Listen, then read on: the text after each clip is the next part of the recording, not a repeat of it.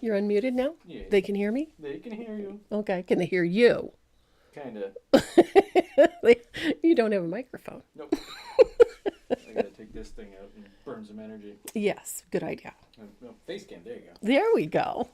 I was wondering if he was going to do that. If he was just going to let me sit here and blab at a microphone.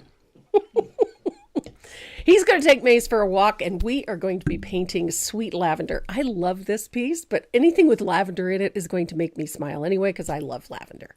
It's my favorite scent. It's one of my favorite herbs. I grow it in my garden. I use it all over my house. Linen sprays and the like. There. There's Miss Maze. Hi, baby. Hi. Yeah, I know. Oh, God, you got my glasses.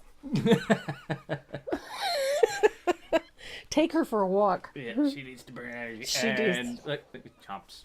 Chomps. Okay. Time to go. Time to go. Bye. Bye, Maze.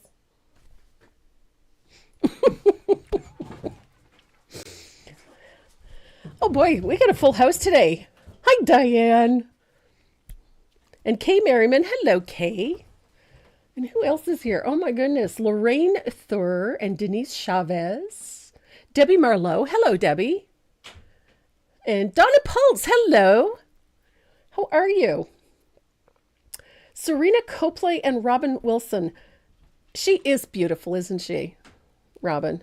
She's beautiful, and she is an absolute terror. But she's so fun.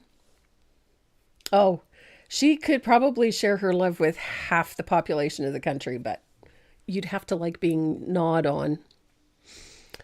And Darlene Greenwood, hello.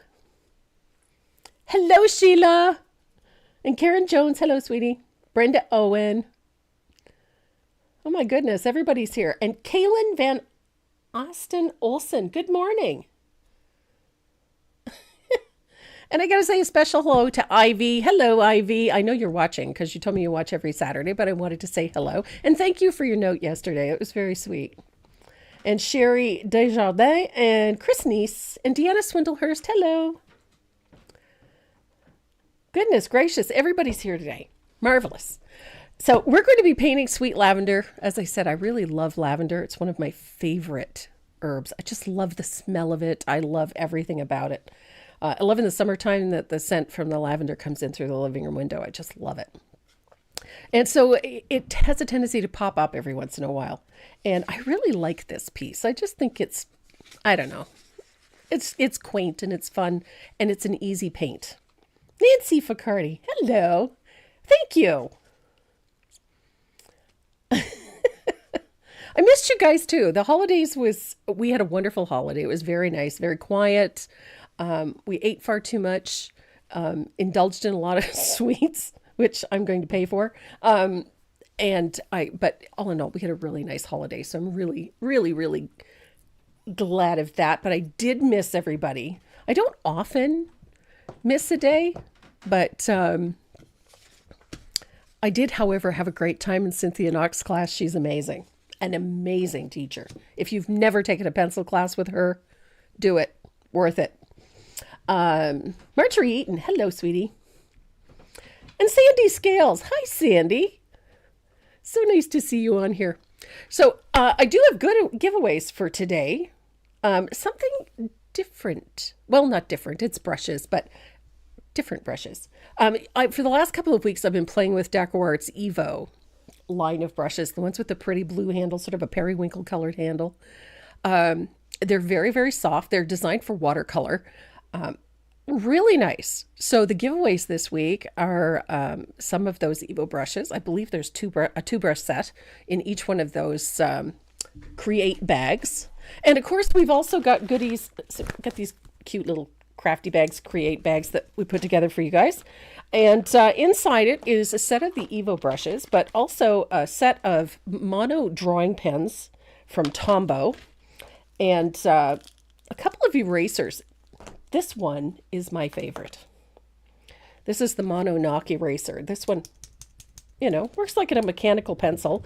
It's great because you can get into little tiny details. So if you've got spots where you want to clean up graphite lines or clean up your line drawing, awesome tool. There's one of those in there. Plus one of the monoplastic, the white erasers is in there as well, plus some other goodies from us.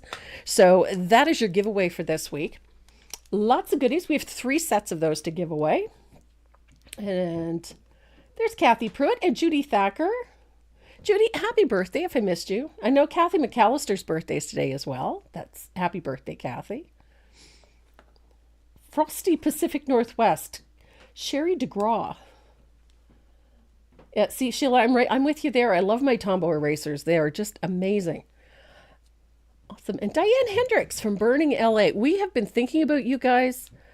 Geez, that is just, it's horrendous. I'm glad you guys, Donna, I'm glad you and Rich enjoyed the class last week, the video. It was a fun one. I really liked that piece, the sunflower, but anything with sunflowers makes me happy. We're going to do another sunflower next week. We're going to be doing the one with the bumblebee. So pay attention. We're going to be painting bumblebees again today. And then I've got a couple of really nifty pieces coming up. They'll be framables. So you can do them on almost anything you want. But I'm going to be doing them on a frameable panel because I've got a weak spot for frameable things these days. And I've got some really nifty designs coming up for the next month or so. We're going to have lots to do. And some fun techniques. I've been really trying to up the ante as far as backgrounds go. And I think you're really going to enjoy these ones coming up. We're going to incorporate some stencils and some texture techniques and some glazing techniques. And we're just going to have a great time with them. Okay, so I thought I saw a question go screaming by here.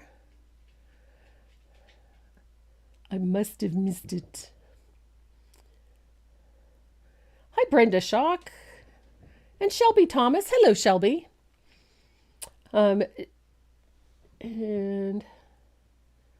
we're the 12 days of Christmas now that the post... Yes, all of the 12 days of Christmas things have been shipped. Not the finished pieces. We're waiting for the packaging for those. They take a little bit more packaging. So the painted pieces that went out for the 12 days, that the prizes from the Puppy Fun draw, those have not been shipped. But all of the prizes, the wheel prizes, the goodie boxes for the 12 days of Christmas have all been shipped, and they should be arriving in the next week. So you should be seeing them this week. Now that the postal strike is over and things are moving again, we dropped off a pile of mail this week. The poor Purolator guy, I felt bad for him this week.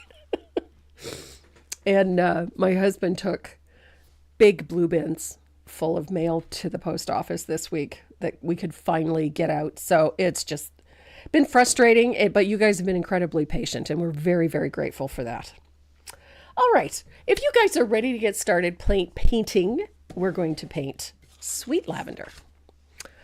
And I'm ready to get started. I don't know about you. I've been wanting to paint all day. Oh my goodness. Oh, Diane, that's terrible. Terrible, terrible. So this is the piece we're going to be working on today. It looks a little, I think with the lights in here, everything seems to look a little washed out. Hi, Lynn. I love you too. Yes, they do have a crackle glaze. Deckward has one too, Carrie. I've been using theirs for years.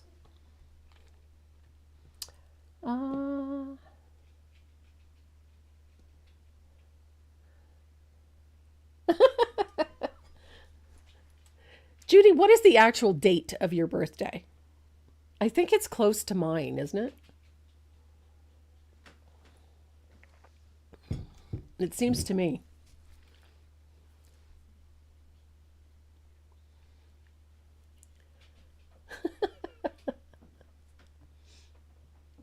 I look great today, thank you. I finally, when I'm sick, even my hair gets sick. It's terrible. Um, oh, thanks, Andy. Yeah, it does look dark. I think under these lights, sometimes it just looks a little much. It washes some of the colors out. So this is a piece I'm going to show you a fun and easy technique for painting the lavender. And we're going to paint this little banister. Again, this is not a difficult one. And then, of course, we've got the bumblebee, and then we've got this fun little background. I love this rustic barn board look in the background. It's great for little signage things. And this is just a cute one. And this one's kind of got me on this, herb thing. So don't be surprised if you see variations on this theme in the next little while, because I do tend to get a little carried away. I like to be able to put things up in groups of twos or threes or fours.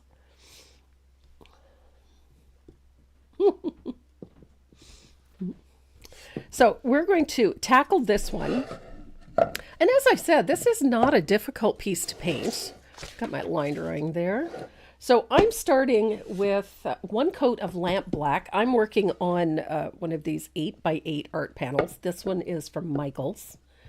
I like these ones from Michaels. They're actually well made. You can order them off online, and you can get packages of 6. And I usually wait until they have one of those big sales online, and then I order a bunch. But these are perfect for this type of thing, and they're very forgiving. And it's a nice size. It's not difficult to handle. So we're going to need a fugly brush.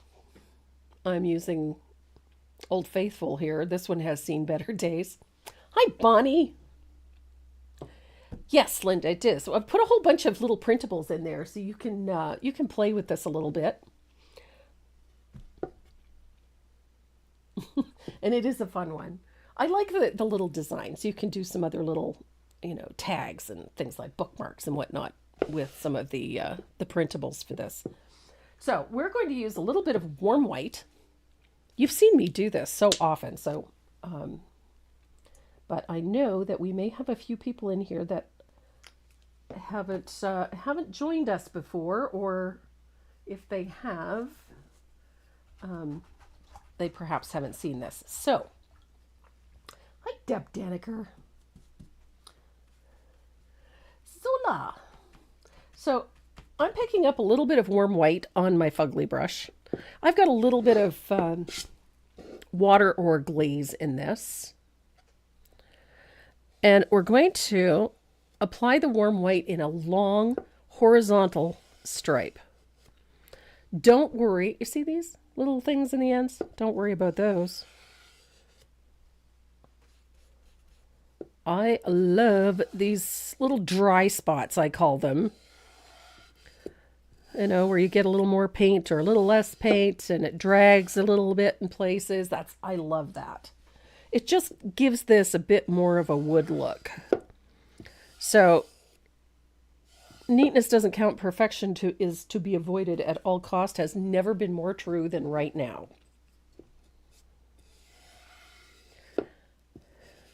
This is just fun to do. All the way to the end.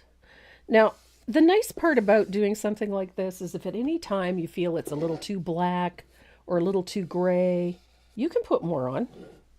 It doesn't matter. It's your piece. You can do whatever you want. But I like it to have, some irregularities, I think is the word. I don't like to see everything just perfectly horizontal or, all one solid color. So I really like that, where I get a variety of, fully opaque, a little more gray, a little bit of black peeking through. I really like how that looks. So I'm going to clean my brush, and then I'm going to dry this.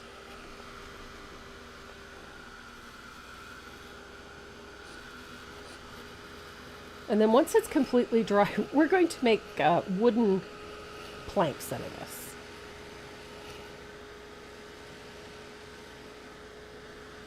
Hi, Vera. I'm Paula Vaggie. Hello. Vaggie.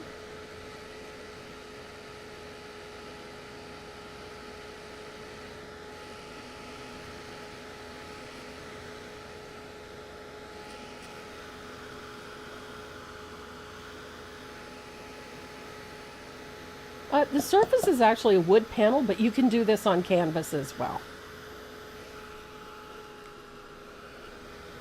Oh, Rosalind, thank you. January is my birthday month, so the coupon code that's on the website right now says Happy Birthday 25, and it gives you 25% off everything on the website. And I do mean everything, including the stuff that's in clearance. So, and we're topped up again on sleds. We're topped up on those mittens. Those cute little mittens are all topped up as well. We're going to be adding some more stuff to the clearance section because we're making room for some really cool new stuff. New surfaces, etc. And some new stencils. Oops, that wasn't quite dry. Oops. What's for dinner tonight? I am making a pot roast. So I have a nice little beef roast in my slow cooker. And I've made pot roast the same way for years. I mean, it's just like stupid simple, but when I buy my age, okay, Denise, yeah, I might be 25, but you know, I'm not 62. I'm just 25 plus shipping and handling. I keep thinking that someone at some point there's got to be an expiry date on here somewhere. Hi, Donna Baker. Probably, yeah. Everything has shipped. Absolutely everything has shipped. We have been hustling to get everything out. We can pack it, or we could pack it, but we couldn't actually put it in for shipping, which drove me crazy. So I'm going to use this is a T-square, and I don't often use a plastic ruler because they drive me crazy. But I'm going to use this. We're going to create 3 wooden planks out of this. My mental age is probably closer to 25. So I'm going to use this. This is an Identa pen. Yeah. We start reversing? At what age do we start reversing? That would explain why my mother-in-law was 37 when she passed. Okay. So I'm going to use an Identa pen, and we're going to draw 3 lines on this. You can do this with a Sharpie, or you can do this with a paint pen. You can do this with whatever. I'm going to use an Identa pen because it's what I had handy.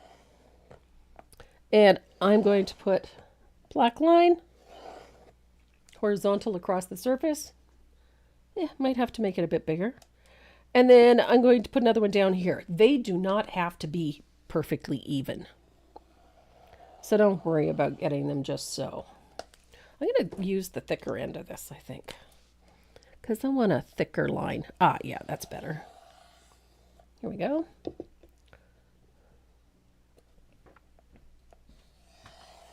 Et voila. There we are. So now I've got 1, 2, 3 boards.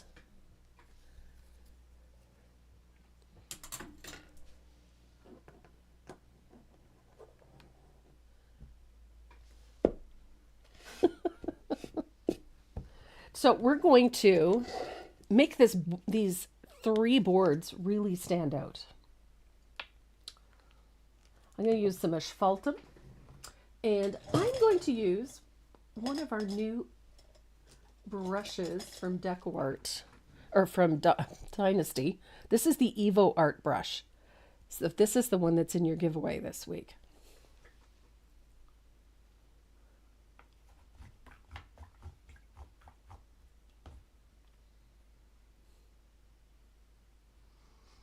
Sheila, I know what you mean. I know exactly what you mean. It got so bad towards by the time Christmas got here that even the shipping companies like Purolator wouldn't allow you to create a waybill because they had so much backlog shipping. It was ridiculous. And so they were doing the best they could, but so we were literally for almost 2 weeks unable to physically ship anything. So I'm using that Evo Art. This one is a 3/8, half-inch angled shader. I'm going to put a float of asphaltum on both sides of each of those lines.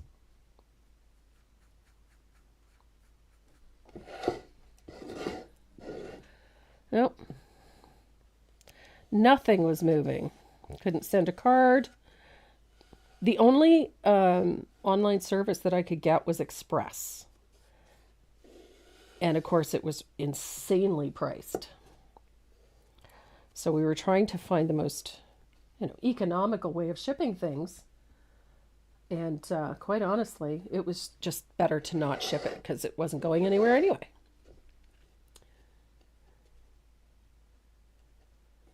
Yeah, we have to have Christmas in our hearts all year long.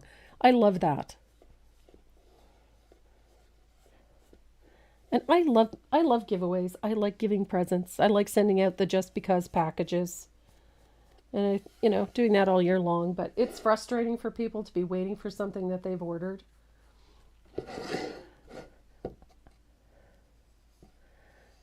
I had ordered jackets for Renee and for his father in October. And there was obviously a big demand for this particular jacket because my order shipped just 3 or 4 days before the strike. And so it was in the system, and I had ordered them from the States. So they were already in the postal system when the strike went on. So they were sitting there for 8 weeks by the time, and they arrived last week. So yeah.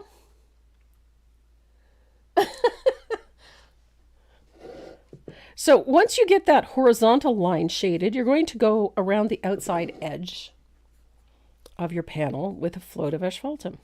Now, I like to deepen and darken those corners because that's just me. We kind of want this to look old and decrepit. So, nice little float. This brush is really soft.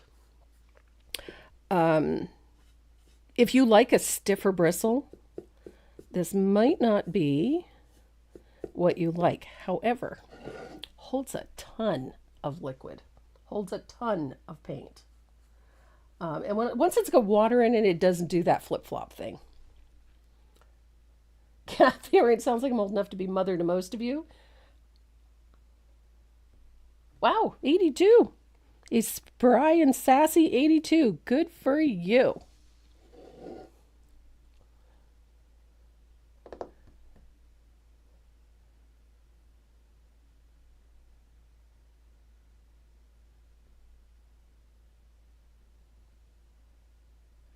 Andrew George. I missed something. Okay, I thought I saw a question, but I'm okay. So, nice dark shadow. Keep it soft towards the inside, darkest at the edge. And I like the corners to be built up a little bit. I like to round them out. Just makes them, I don't know, just puts the interest where it should be. This is just fun to do. You don't have to be the perfect floater to do this.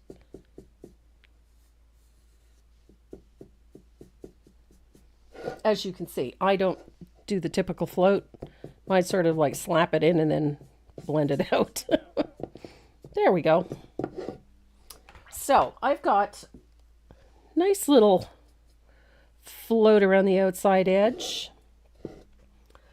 And I'm going to dry this, and then we're going to put a wash of heavily thinned asphaltum over the whole thing.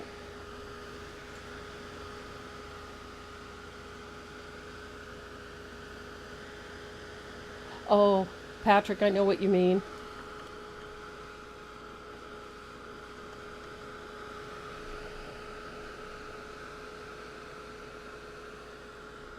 There we are.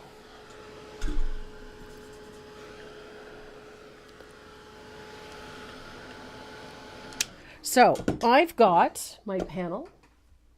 Now I'm going to rinse out my fugly brush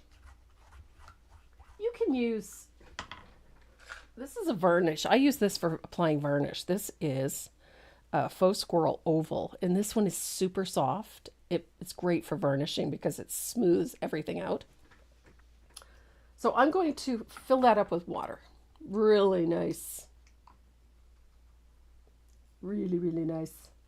And then thin it out drastically. We want a very thin wash of color. We don't want this to be dark. Oops, still too dark. There we go. Ah, that's better. So you're going to put a wash of asphaltum over everything. Really thin it out. It should just make things a little toned down, but not dark. So it does a couple of things. It unifies all of those shadows. And it brings everything into balance. So it just tones the surface. And that's it.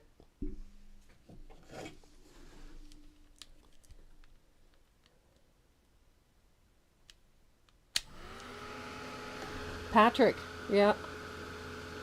I know when I had my sleep study, I was flabbergasted to discover that how many times I stopped breathing in my sleep.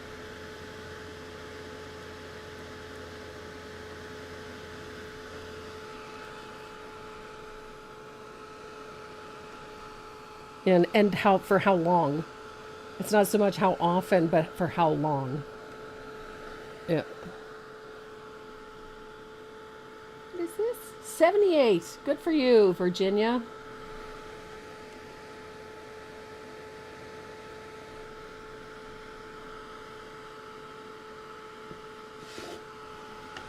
There we go. Love it. Now, we're going to add a fun little detail.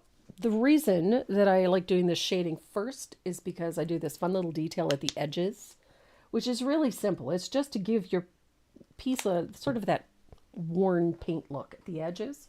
So I'm going to use a round. I like a small round, nothing too big. This is a number 4.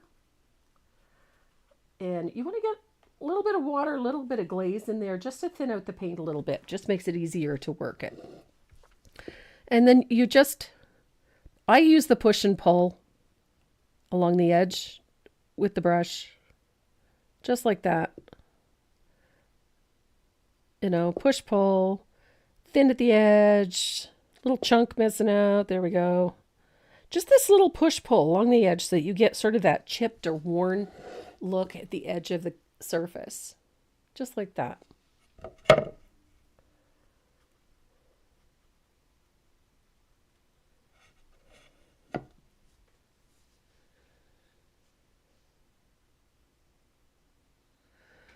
And then you're going to do it all the way around. It just gives the edge of your piece the impression that it's been heavily distressed. I love this look, and it works for so many different things. It makes for a nice rustic background for things like this, or for, real country pieces. Anything farmhouse related, it works well. Anything rustic, it's just a really neat background. It's very effective. And by the way, I do it in white a lot, but you can do it in almost any color you like. You can do it in multiple colors. We've done that with the butterfly piece, using multiple colors on it. So I've used, white and blue, but you could use whatever you want. Robin, Patrick, your CPAP is your machine in your mask. That's called a CPAP. I have one. I've been using one for almost 10 years.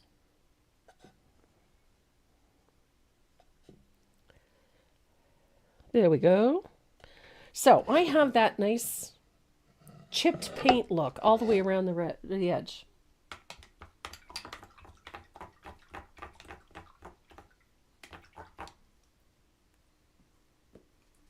Love it. So I'm going to dry this. And the next step you can actually do now or you can do it later. It really doesn't matter.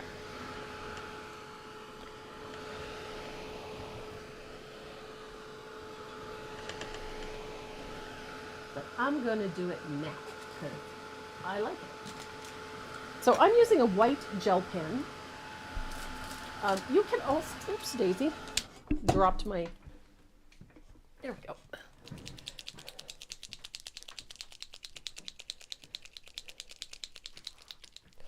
So I'm using a white gel pen. You can also use your Posca pen if you've got one of these, the 0.7 millimeter, the fine ones. Sleep apnea.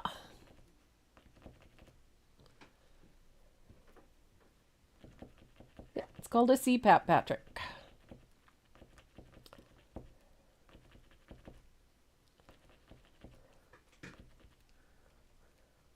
And it depends on the type of sleep apnea that you have.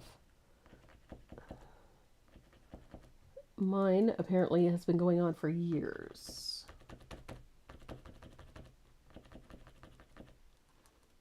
So I'm going to use the Posca pen. You can use a white gel pen too.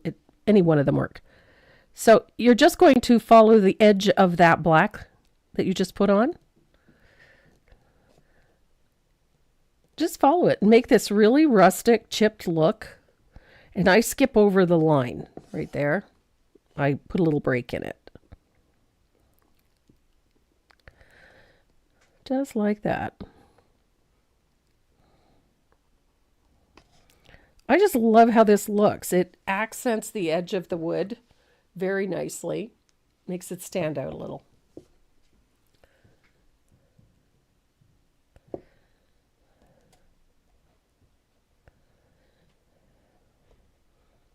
Super easy. I love how this looks, and it works for so many different things.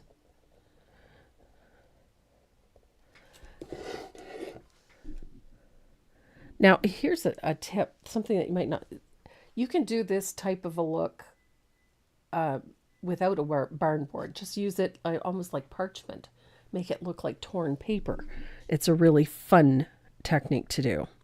Just base coat it, shade the edges, add your chipped paint, this rolled look at the edges, and then add a little highlight to it, or even a darker color works too.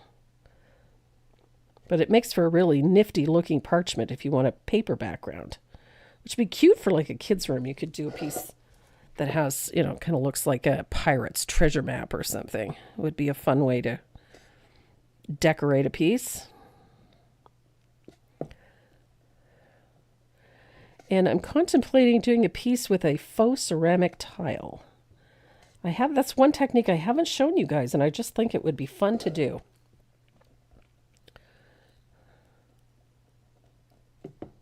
I've done whole backgrounds, backsplashes, and kitchens and countertops with it. It's a neat looking finish, but it also makes a really pretty background for a variety of things.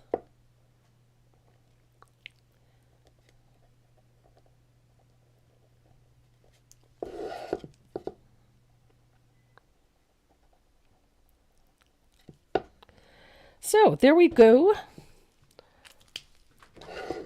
So we've got nice little chipped edge, nicely highlighted all the way around. I really like how that looks. It's an easy way to finish the edges. So your next step is to put your line drawing on.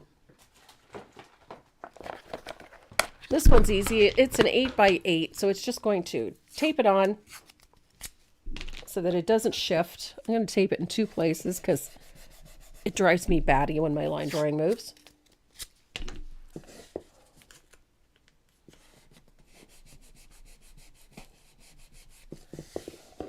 Hi, Ann Davis.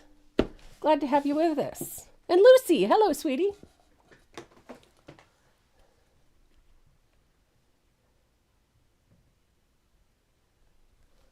Oh, panic attacks are terrible. Sleep apnea is worse when you stop breathing. It's not as fun as it sounds. So, a little bit of gray graphite underneath there.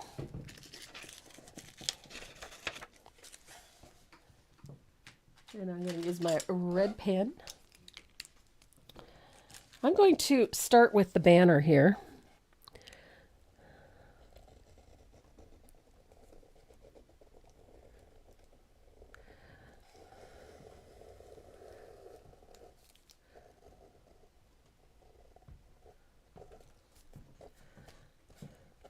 I just think this is a fun piece to paint. It kind of just came together. I was sitting here playing with a new piece of software and doodled. And the next thing I know, I've got this. And I do like my doodles. So, pardon me. Leaves. Most of these are stroked in. This is not going to be the typical base coat thing. So most of these are just simply stroked in. So you don't have to worry too much if these leaves are perfect, as long as the general shape is there. That's all that really is important. We're going to be using a round brush to do these leaves. And I've got a fun little technique to do these so that you get most of the painting and the highlighting done in one go. Pretty easy.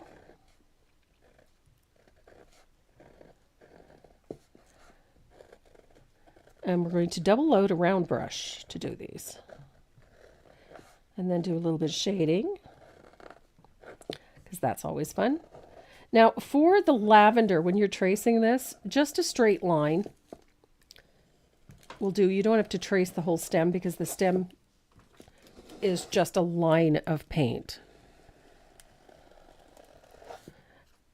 And the lavender, you're just going to put some basic lines in like this, 3 or 4 lines, all coming back towards the stem, so like a V.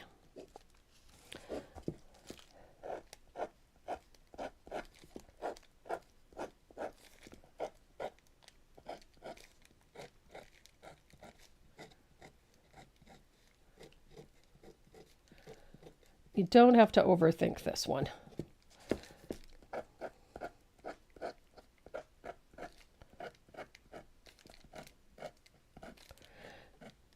We're going to be using a chisel blend to do those flowers. And we're going to paint in our little fuzzy butt bumblebees. I love these little bees. We're not looking for a high degree of realism, you know. We just want to have a little fun with it. And I love bees. I like bees on things. I have a thing for bees. I have a thing for butterflies, dragonflies.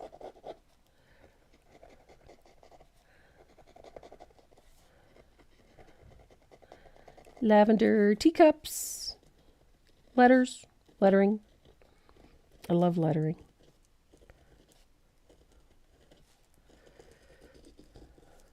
I have a couple of designs already drawn up. I'm going to paint this weekend, hopefully. We get a few minutes to paint. I've just been having some fun. So I've got a couple of, I think they're pretty neat. I'm doing something very springy, bright and colorful, that I think you'll like. I've got something a little more traditional in mind, using some nifty techniques. So we'll have fun. So I'm going to trace this lettering really quick.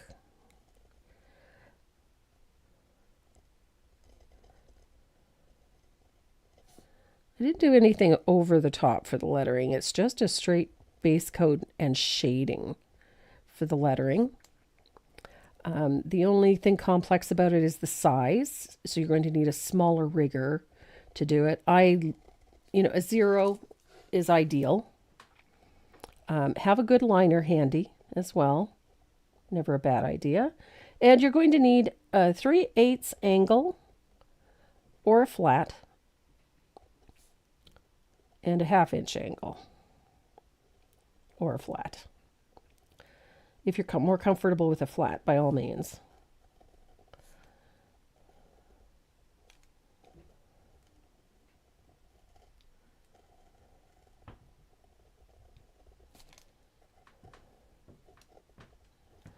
Spend a little time. Oh, by the way, we added a new page to the website. We're going to start adding some RAK videos, how-to paint videos, for a variety of OKs. And so we've got the first 3 videos up. I mean, you've probably already seen these ones, but just to give you an idea of what it's going to look like, it's in the menu at the top of the page on the website. It's up there. You'll see videos up there. And if you click on the more button, there's even more stuff. We've got a bunch of free downloads and things like that in there. So I think, oops, I missed a spot right there. I think I've got it. By Jove, I think she's got it. There we go. So I've got everything traced on. I know you can't see that. It's very faint for you. It's just right for me. It's not too dark. So we're going to take that 1/2-inch angled shader and a little bit of thinned asphaltum. You're going to thin it out quite a bit. You don't want this full strength for this. And the first thing we're going to do is add a shadow. Just a nice little narrow float. You could even do this with a round brush if you wanted to. It doesn't have to be a perfect float. We're just putting in a little dropped shadow to the right of our bumblebee, and it's going to be about 1/8 of an inch wide. Don't need it to be very thick. Just so you can see right there. So if you take a small round, thin out some of that asphaltum, you can do the same thing. It does not have to be a meticulous float. You just don't want it solid brown. So if I take a round, I'm going to do it like this. Just like that. Okay, and then around the top of the head and under the leg. So we have a dropped shadow to the right of the bee. And then you're going to do the same thing to this little guy over here. Little drop shadow to the right of the bee, like that.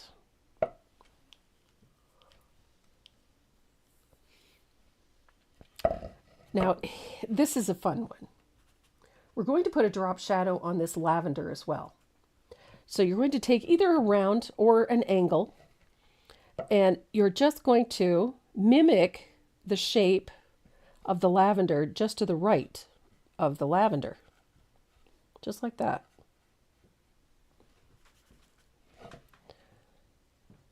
So just to the right side of it. This one is a little dark. I'm going to lighten that up a little. There we go. So just to mimic it. Doesn't have to be perfect. So just like that. To the right of the lavender. And you can do the same thing for a few of the leaves. They don't have to all be done, but just a little shadow like so. And then the banner, just like that, always to the right, just like so.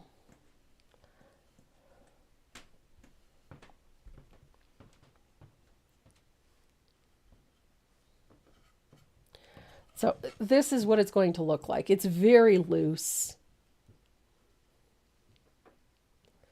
but it's going to create that little drop shadow in behind the flower.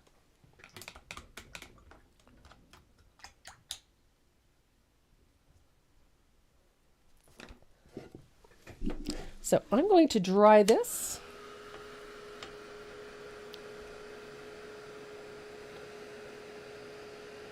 And then we're going to start painting that lavender. And I like to work from the back forward, so we're going to paint this lavender first. It's a fun technique. It's super simple.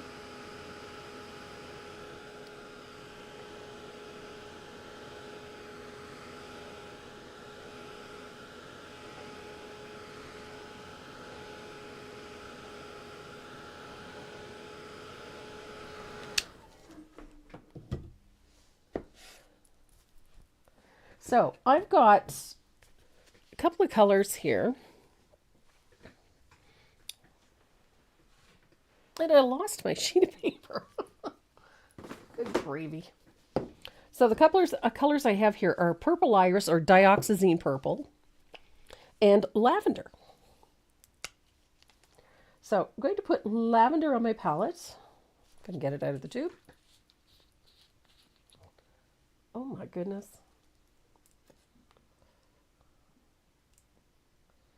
I think my bottle has just about had it. So lavender, dioxazine purple or purple iris. You just need a really dark purple. And I'm going to grab a 1/2 inch angled shader. No, 3/8. Sorry. I've got faux squirrel. And we need a little titanium white, or not titanium white, warm white. I don't paint with titanium white.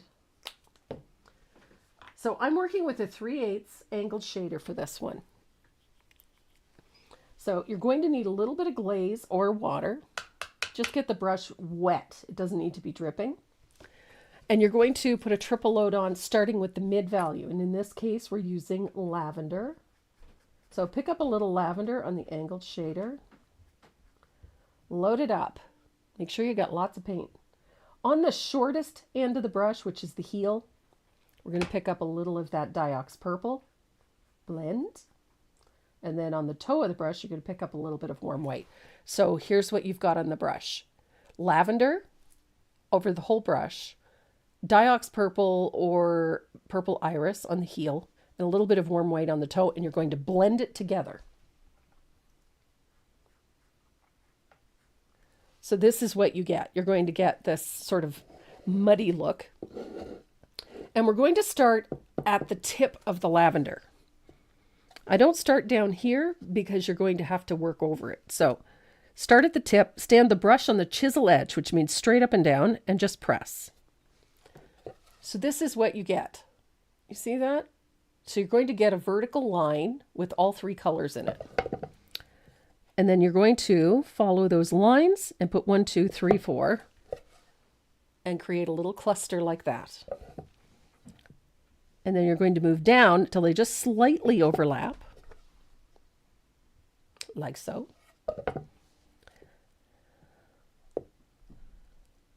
Like that. Now there comes a spot where there's quite a gap where you can see the stem. Don't worry. Just like that. And if you're running out of paint, go back, pick it up. Middle load, lavender first, purple iris, a little bit of warm white. Blend it well. So you should have all 3 colors in your flower. And if it looks a little muddy, say it's lost its highlight, just go over it. Comme ça.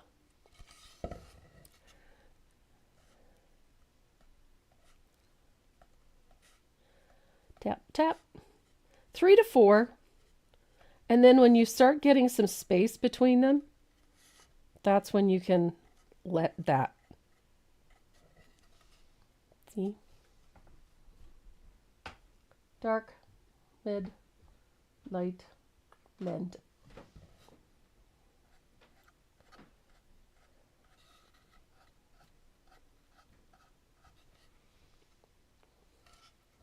And then we're going to do it again for that 3rd one.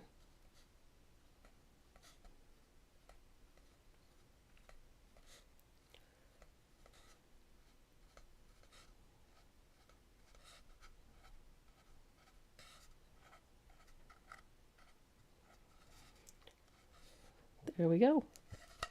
So we've got this nice little cluster, and see how it overlaps that little shadow that you put in first, so it creates that nice little drop shadow. Doesn't look so harsh and hard. Super easy way to paint lavender. But we're not done with it yet. So I'm going to rinse out my brush. We're going to come back to that in a minute. Now, pardon me. I need to grab a liner. I want my extra long detail liner.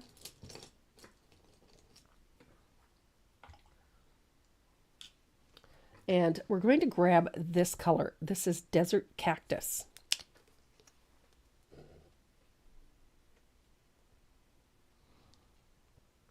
I love this green.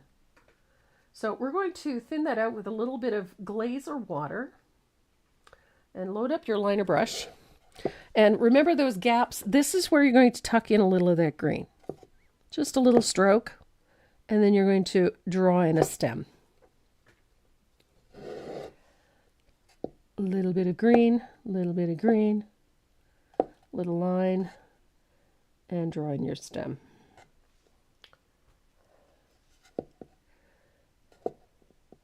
As I said, you don't have to kill yourself to do this. There we go. So I've got green stems. I'm going to rinse out that brush, and I'm going to grab, where is my round? Ah, there we go. I've got a number 5 round. And we're going to load it with Desert Cactus. So I've got Desert Cactus on the brush. And then I'm going to dip into that warm white. I'm just going to pick up a little bit on the tip of the brush.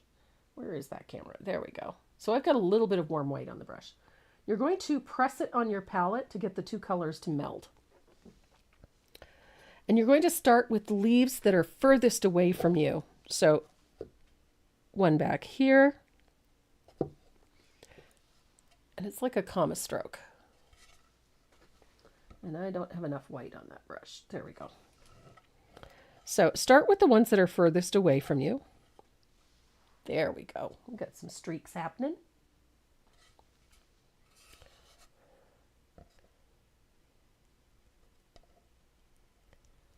There we are.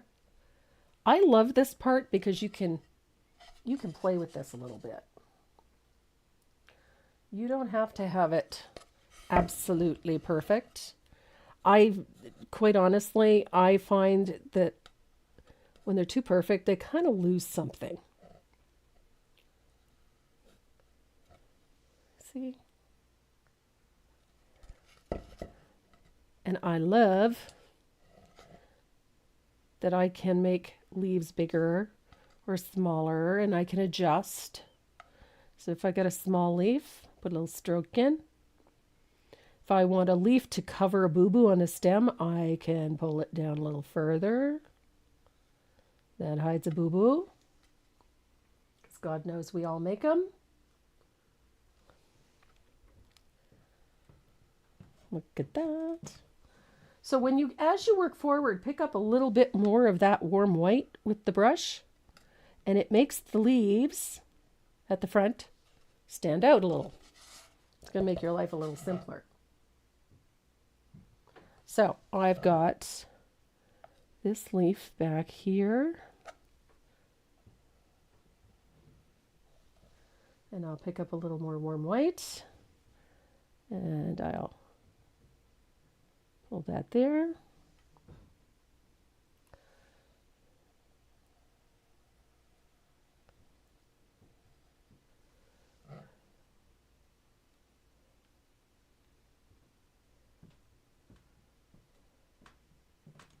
It's little imperfections are what makes some of these painted pieces more interesting. Personally, I find that when things are too perfect, they're just uninteresting. And besides, half the time, what we consider to be an imperfection, nobody else will notice. So I'm going to put in 1 or 2 more leaves here. My stroke here was a little wonky. There we go.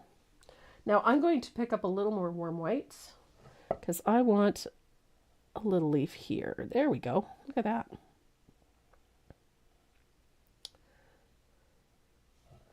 So we have a nice little cluster of leaves.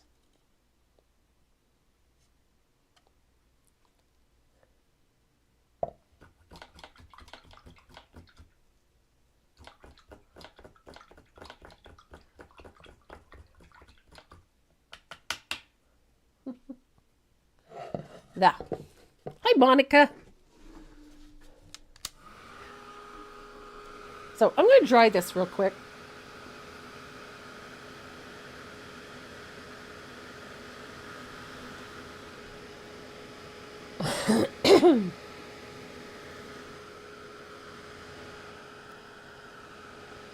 The fun part about this is that you can really have a lot of fun with this.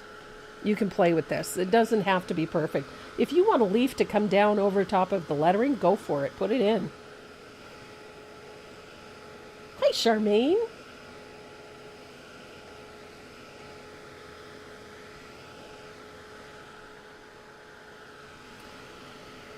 So now that we've got all those stems in,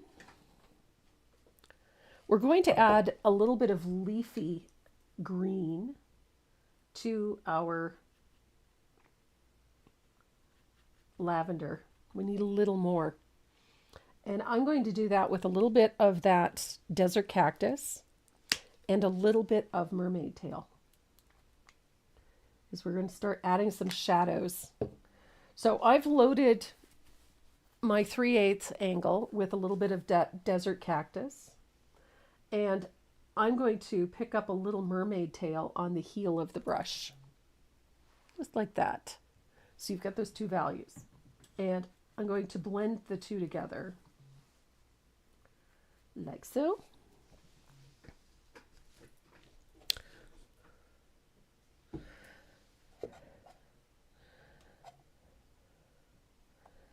And then we're going to put some little leaves at the base of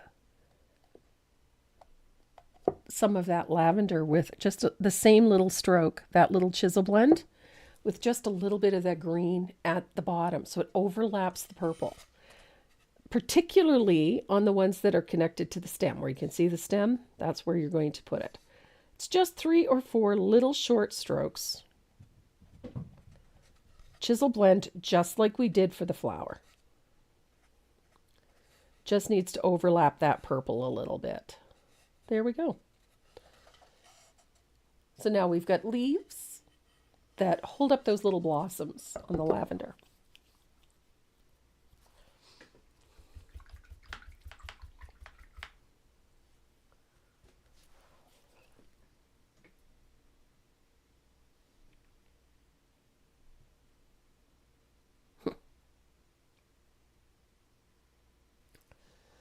So I've got my extra long detail liner. I'm going to take a little bit of that mermaid tail. I love that color. And we're going to put a little shadow on the left side of the stems. Just a thin little line of mermaid tail on the left shadow side. So where you see that drop shadow, we'll put a little thin line of it, like so. And that is our shading. It's super simple. If the stem were bigger, I would say float it in, but it's not. So we're going to use the liner just to put that dark line in. And it's all it really needs. It doesn't need to be a really sharp shadow in here, but it does need to be defined a little. So there, we've got a nice little shadow on the stems. Which brings us to the shading on these leaves. And I'm going to come back to my Evo art brush, that 1/2" angled shader for this. Because this spot down here needs to be fairly dark, in behind our banner. So I'm going to shade the base of those leaves, like so. Essentially, I'm just putting a float along the top of the banner and at the bottom of the leaf, like that.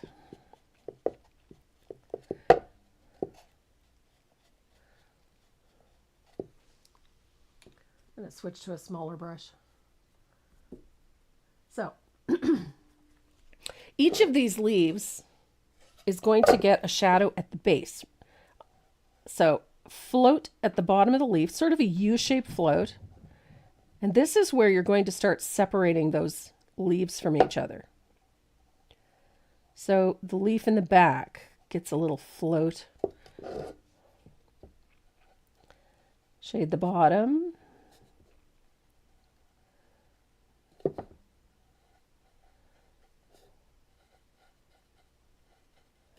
I love desert cactus and mermaid tail. I think those two colors just work so beautifully together. And you can make them darker. I love this color dark, especially on this mermaid tail, because we're going to, or on this desert cactus, we're going to highlight these leaves too. So they're going to stand out. And we're separating leaves. So wherever leaves overlap, you're going to put a float of that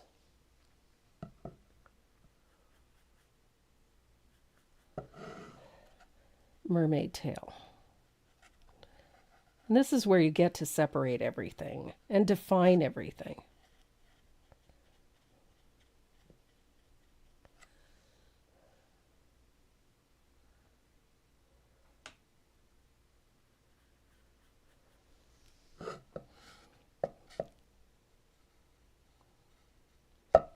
I love this color. Mermaid tail is just such a great color for greenery, especially something that has that cool tone to it. So for mistletoe, for, as in this case, for lavender leaves, it's just such a pretty color. And it gives that nice cool tone. And it works really nicely with the purples.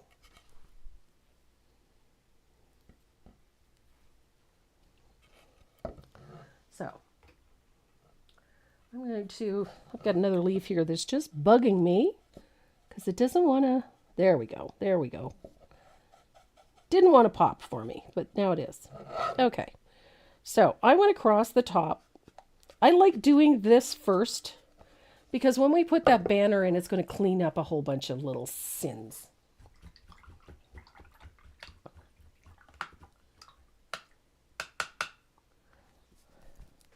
So to highlight all of those leaves, we're going to use a little bit of warm white. And you're going to blend this out well so that it's not a hard white. You're going to thin that color out a little. And then it's just a little round shaped float at the top or the very tip of the leaf. And this helps define them even further. But it also enhances that cool, frosty look. You know, that sort of dry, frosted look that you see on lavender leaves.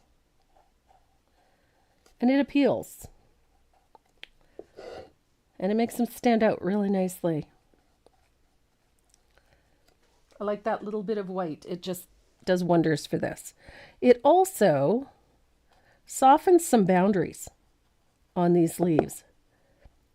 And I think sometimes when we're doing this, we forget that it doesn't need to look hard. It doesn't need to look harsh or solid. So it softens these a little bit. So it's just a soft little float right at the edge, the very tippy tip of the leaf. It doesn't have to be perfect.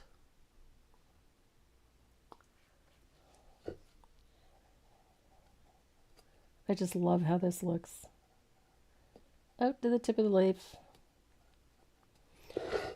And you can at any time come back in and do it again. If you don't feel that it's bright enough or say it's not soft enough, don't be afraid to put another coat on. It's not going to hurt it.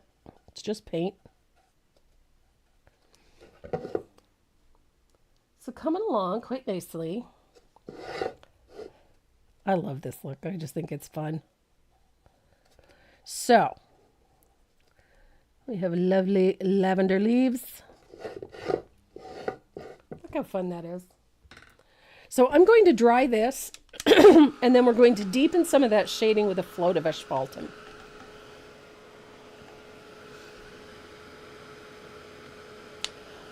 If you don't have mermaid's tail, let's see, what have we got? Do you have this one, Mystic Teal?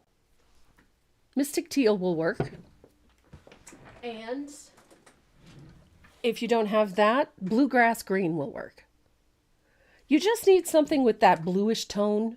See what I mean? It's got a cool tone to it. That's all you really need. So, make sure that's good and dry.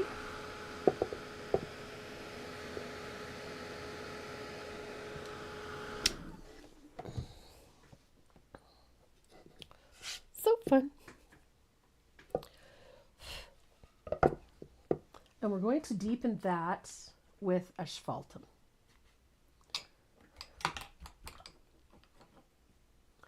Little floats. Again, always heavily thinned. I don't like to use deep and dark, but I love asphaltum over top of this. It does wonderful things for mermaid tail.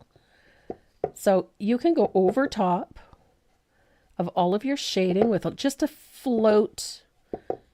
Again, doesn't have to be a perfect float, but just a float of asphaltum. It just tones everything nicely, warms, it keeps it from getting too harsh and chilly looking. And I like how it looks. It's a me thing. I love my asphaltum. So just a little float right over that mermaid tail. Tones everything nicely. Look at that.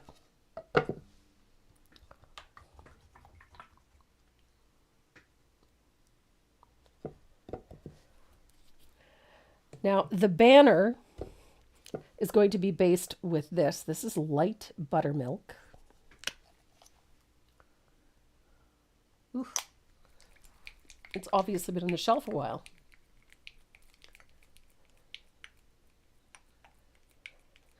The new Decor colors won't be available for a while yet. They haven't technically even been launched yet. So, but in the States, Pinecraft I think would be your best option. And in Canada, I'm not sure yet, but I'm thinking it'll either be Country Bear. Okay, I need a rigger.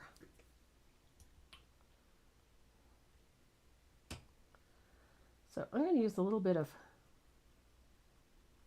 light buttermilk. And we're going to fill in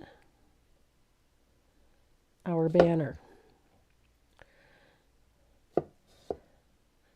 Now, had I been using my hippie noodle this morning, I would have base coated the banner first and then trace the lettering on. But seeing as I'm not that sharp today, this is what we're getting. So I'm working around it. I wouldn't ordinarily. I don't like working around it. It always makes for messy lettering, but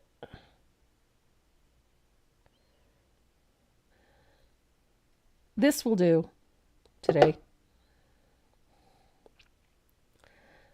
I would ordinarily prefer to just base coat. In fact, I think that's what I'm going to do. So I don't like this. I don't like going around it. It just makes for messy lettering. So I will put my base coat in. And this is where I get nice and crisp right up against those pretty leaves. I'll line up my lettering and do it separately.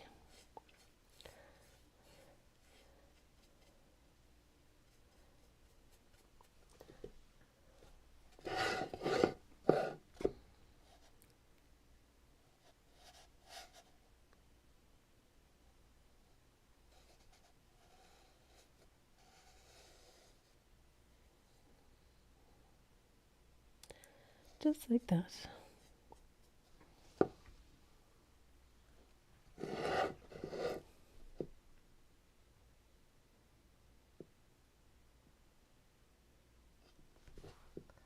Yes, there are some beautiful new colors. I'm rather excited. But I always get excited about the newest colors. Always. And I immediately try to incorporate them into things.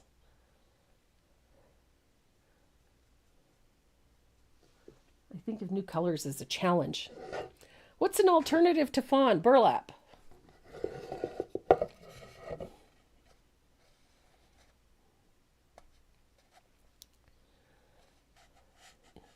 And quite honestly, if you're really pressed, cobblestone will work too.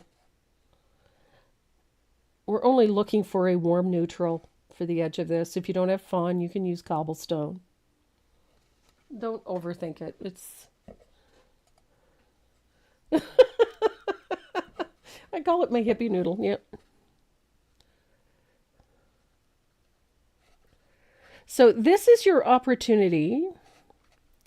These little areas here, especially when you're working up over those shadows and these areas, to get nice crisp lines, right? You don't have to kill yourself to make it look neat and tidy. I work up to the line, and then I usually leave a space so I don't have to trace, lines back in and whatnot. So I like to leave a little bit of a space. Now every part of this gets base coated with this. Every part of this banister, or banister. Good grief. There you go, Brenda.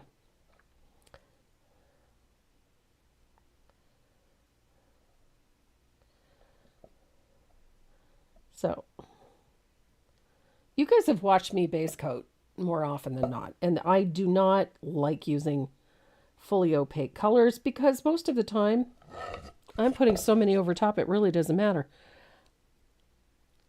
In this case, as long as it's even, it doesn't have to be perfect. You get a relatively even coat on, that's all that matters. It does not have to be that heavy, solid, fully opaque coverage, quite honestly. And especially with whites, and which is another reason that I paint and base coat my surfaces the way I do. I follow the shape of the piece. So any little flaws and whoopsies and things and whatnot in the base coat just become part of the overall finished piece.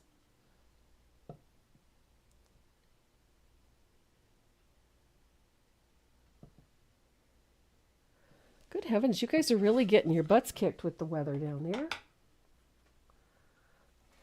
Meanwhile, we're sitting here having lovely winter weather. Very mild. I think we were only barely below zero last night. I know what everybody's thinking. Oh, barely below zero, brr. It's mild. It's very mild. It's Eastern Canada in January. We're not used to mild.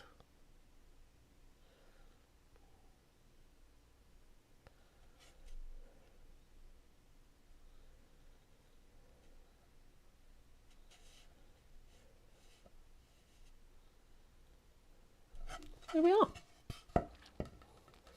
And I base coated. I whoopsied a little bit. Well, that's okay. So I've got maybe one generous coat. I just want to make sure that I've got lines everywhere, nice and clean. There we go.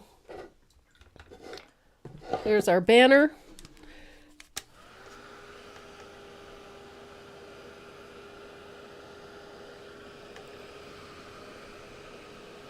I'm going to dry that really well. And then we're going to let that sit for a minute. We're going to come up here and tackle our bee.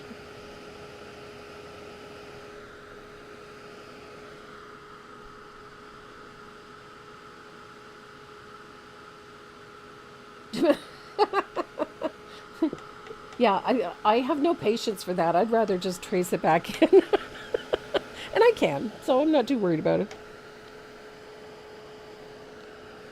I just find painting around it just makes for a mess. So, hi, Sandy. Okay, so we're going to tackle our bee. Now, our bee is base coated. I'm going to use warm white for our wings. And I'm using baby duck for the body. I think baby duck is like my favorite yellow. Sunny Day is another favorite, but the baby duck I think is just, it's such a pretty yellow. It's very soft. So I'm going to base coat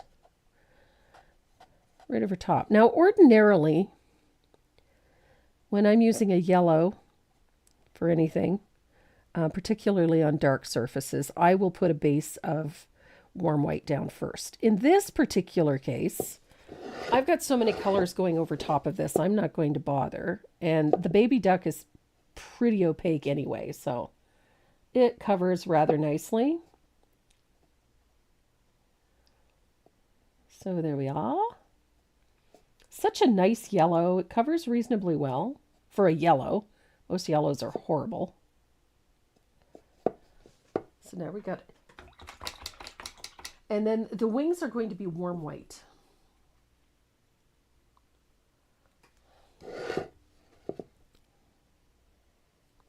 I like my bumblebees. And again, this is that chance to make sure that edges are clean and crisp. Look at that. And again, I follow the shape of the surface that I'm painting. So I make sure all of my brush marks come back and join in one spot. So they're going to join at the body.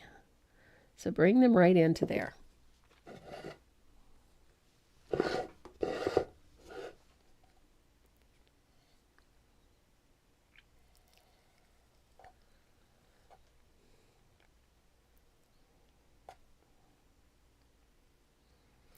Ta-da-da. Fast way to paint a bumblebee.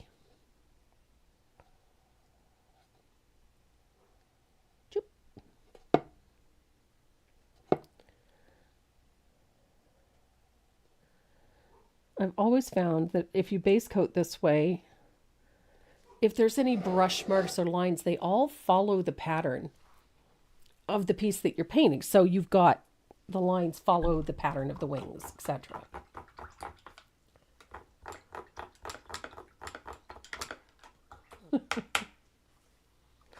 So I'm going to dry that, and then we're going to paint the rest of it black.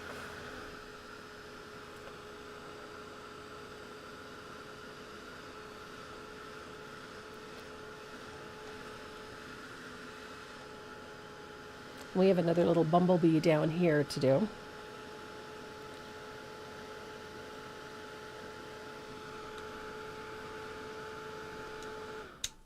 The other thing that's cute on something like this to do the dimensional bees,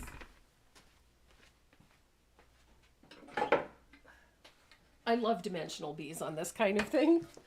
I just think they're fun. Like I did on these ones. These are dimensional. They're actually about an eighth of an inch off the surface. So they cast their own little shadows on there. And they just add a little element to things. So if you didn't feel like putting painting this small bumblebee on here, you could always do one of these little dimensional bees. They're super cute.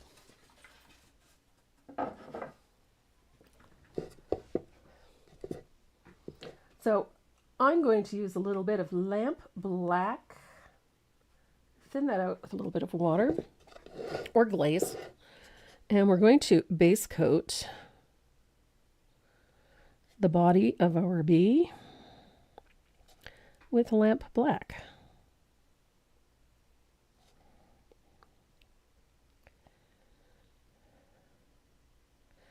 I like keeping those edges nice and clean. Just makes for a nicer look in the end.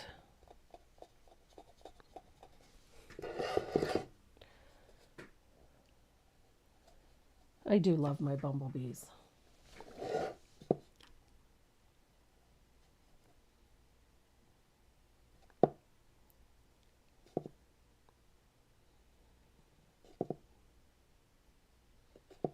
There we go. And then we have the legs.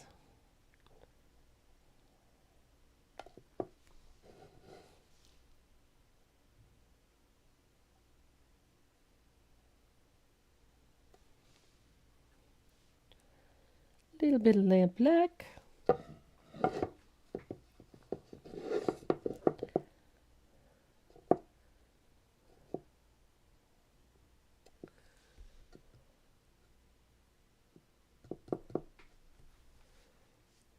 I was just watching. I'm always afraid I'm going to miss a question.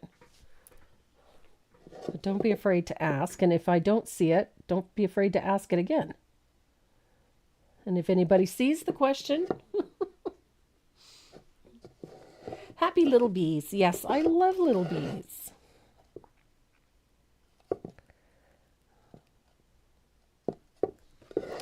Fun little bees. I think anything with bees and flowers is going to make me happy.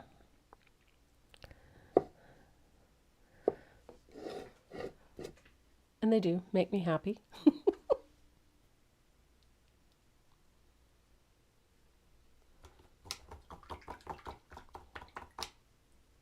So I'm going to grab a rigger and I'm going to base coat our little bee over here. I like this little guy. He's, fat and happy. So a little bit of baby duck for his fuzzy butt. What brand of colored pencils do I use for my classes? That varies. I try to stick to my Derwent Chroma Flow. Those are my favorite pencils right now. I actually prefer them to the Prismacolor.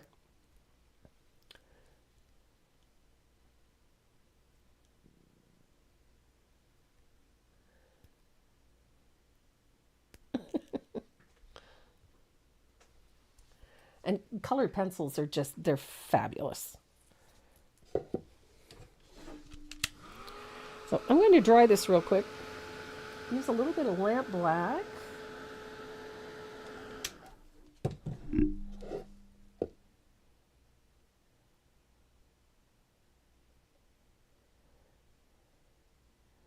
Yeah, you're right, Karen. The heat pump don't work that great at minus 35.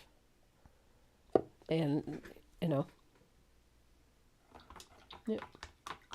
Hi, Leanne.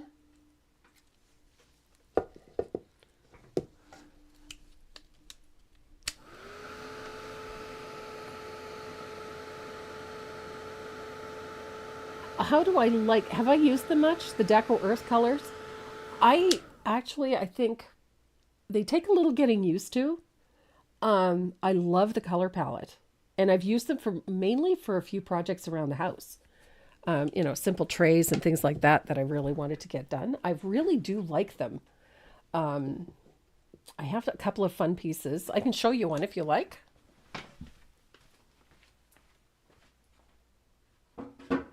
I do like the color palette a great deal. This is a large serving tray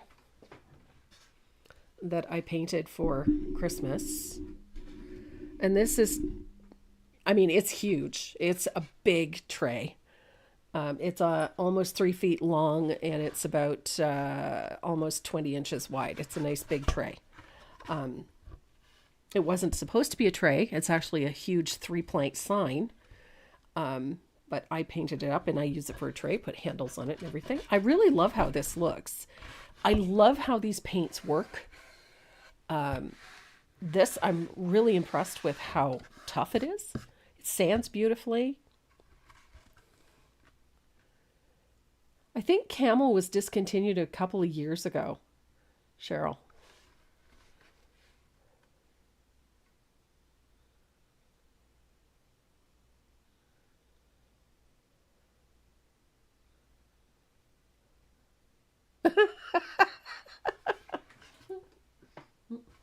Yeah, but mainly for home decor projects, I've used the Deco Earth for. I really love them for that.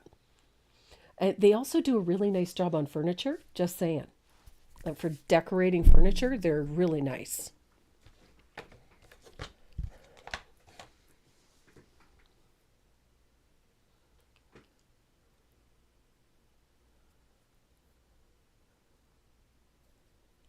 Yeah, the coverage of them is just beautiful. They are a very nice paint.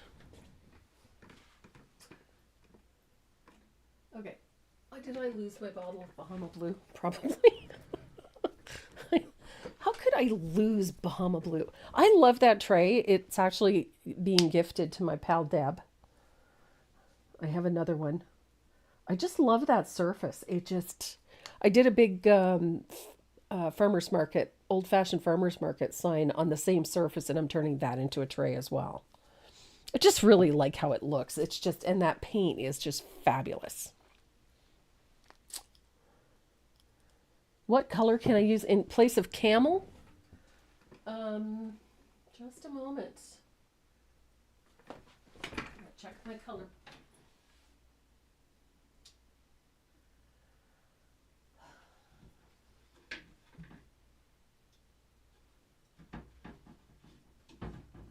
Off the top of my head, I'm not absolutely sure. I'd have to look at my book. But if you're looking for a substitution or a color mix, there is a color mixing chart on the website under the free educational material. You should find it in there. You know what? You know those big signs? They have them at Michael's, and I think they're like $25, something like that. It's a great big sign. It's usually 3 or 4 planks. And I think they're 24/18 by 30 or something like that. They're a big piece. They make fabulous trays. They usually have a string on the back so you can hang them up, which makes it convenient because when you're not using them, you can hang it up and use it as decor. But yeah, it makes a really nifty surface and a really pretty tray.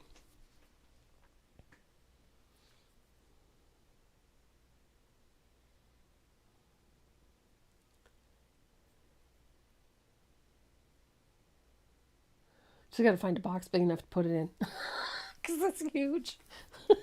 I might wait till she comes to visit and then I'll give it to her. She can stick it in the bottom of her suitcase. You're welcome.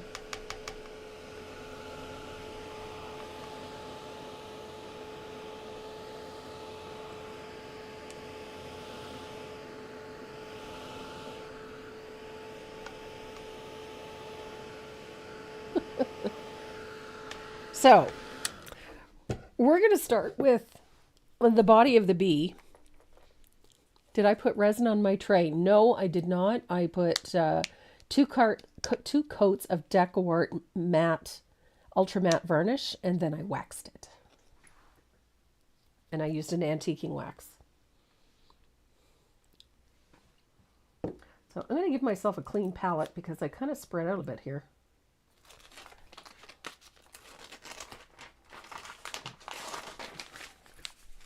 There we go. So our shading color for the bumblebees is Warm Sunset. I love this color.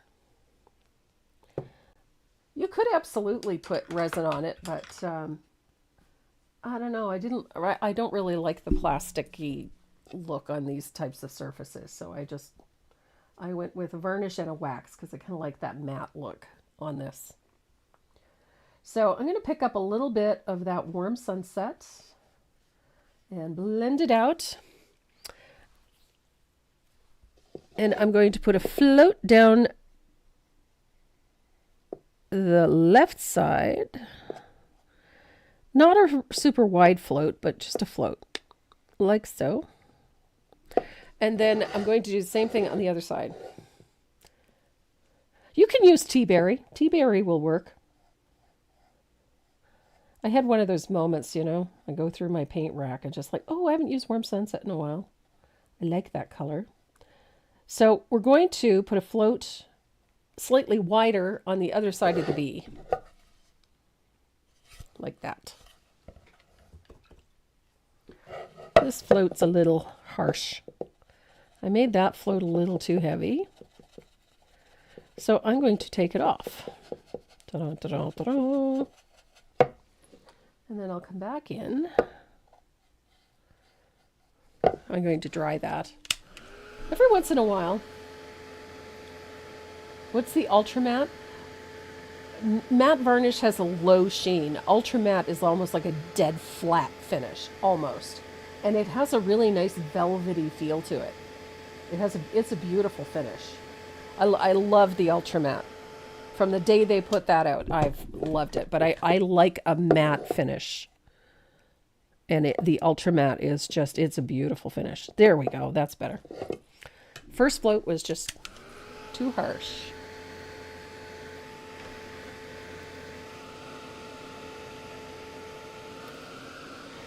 And I'm going to do the same thing to our little bumblebee down here.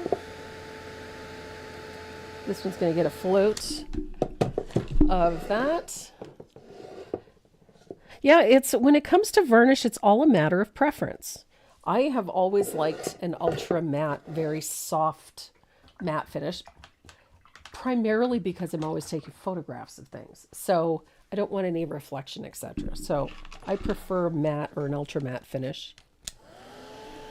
The ultra matte is just, I don't know, I love the look of it. Love the feel of it. It has a really nice velvety touch to it. It's really nice.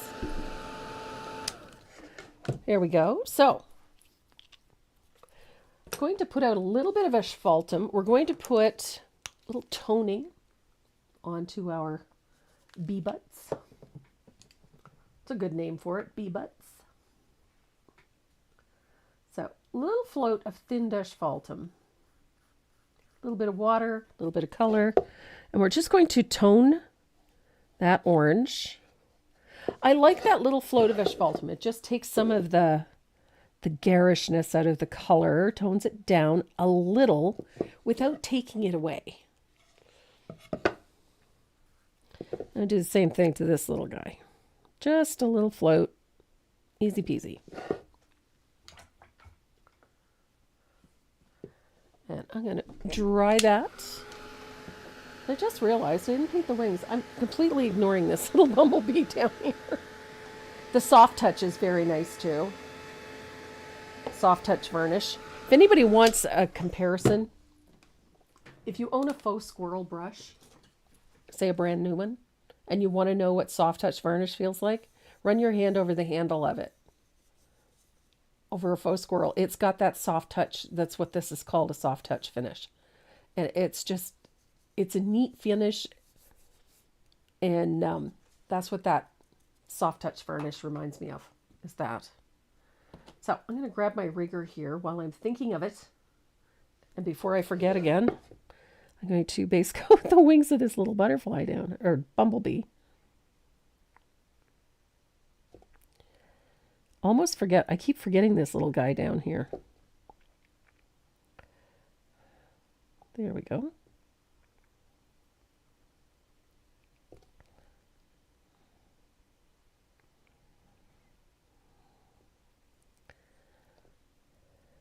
Maze must be having a great time.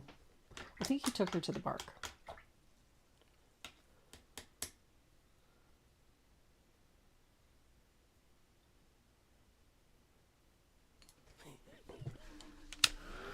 Have a great weekend, Lucy.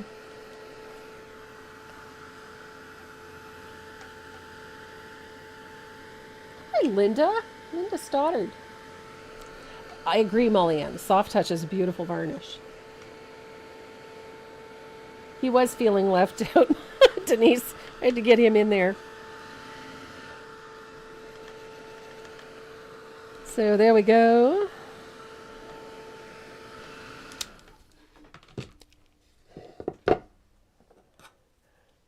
So we need a little bit of Bahama blue. I love Bahama blue. And we need a nice big angled shader. Pick up a little bit of Bahama blue and blend it out. Again, we don't want this color full strength, so make sure you walk it out. You get a nice float. We're going to add Bahama blue to the tips of the wings on our bumblebees. Nice little float out at the tip of the wings. You're going to come about 1/3 of the way, like so. We don't want a super harsh float. It doesn't need to be dark. And then we're going to do another float close to the body and come up about 1/3. So essentially you're going to leave like a white band in the center of the wing. And I'm going to do the same thing to the other wing.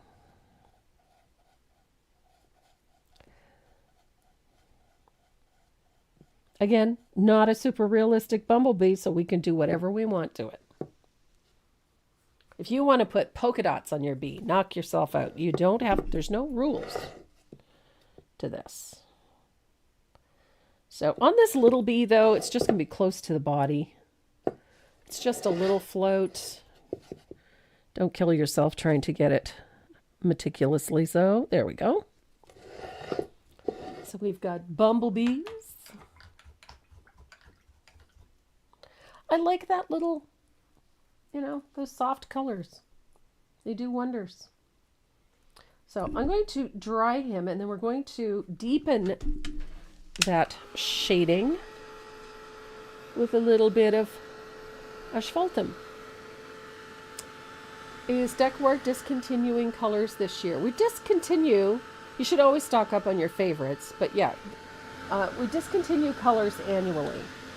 They're either slow move, like paints that don't sell well, paints that age out. There are colors that simply age out. I know they sit on the shelf for far too long. There we go. So, little float of asphaltum over top.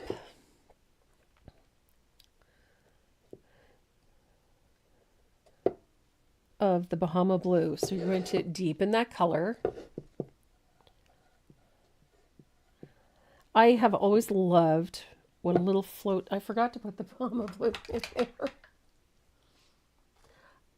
If you're going to, I would stock up on your favorite colors always. I usually buy 10 to 12 of mine at a time. Asphaltum, I usually have about 12 bottles in the studio at all the time. Simply because it's not always, especially these days, not always available. It's hard to find, or it's not available in Michael's, which it is not. So, and Decor does not ship to Canada, so I have to order my paint when I can. And Decor is very generous with me. I mean, they help provide paint for classes and things like that, so I have no complaints. So, but yep, I stock up. If I go into like a local dollar store and they have, ours actually carries the Americana line. Deanna, you're on the West Coast. Delta Arts and Crafts, they're based in Edmonton. Absolutely fantastic to deal with, and they carry a full line of the Decor Americana. Really super great people. They have an awesome selection of art supplies. Absolutely awesome. I don't think they would, but you never know.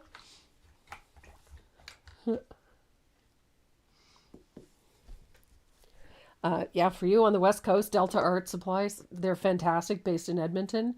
And Country Bear. Don't discount them. They are now based in Ontario. They used to be in Quebec, but now they're in Ontario. And they ship all over the country. You can order from their website. Or you can pick up the phone and give them a call. They are fantastic, and they deal in both languages. So, easy to deal with.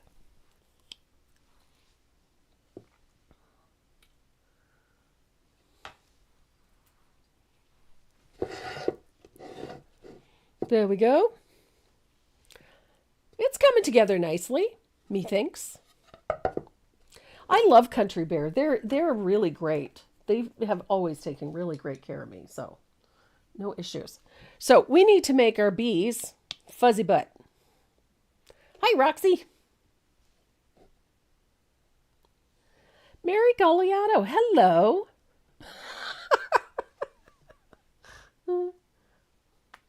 I was wondering. I usually see you in the chat, and I didn't see you today. So I'm going to thin out a little bit of lamp black. And I'm using my extra long detail liner. And we're going to make our bees fuzzy butt. So I'm going to put 3 bands of black fuzz on his butt. And it's just short, choppy lines like so. They don't have to be perfect. Edge to edge, like that.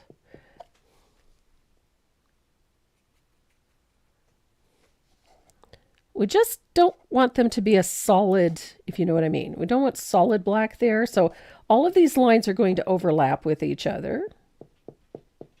And it's that's going to create that fuzzy look. So we're going to come down about that same width and put another line.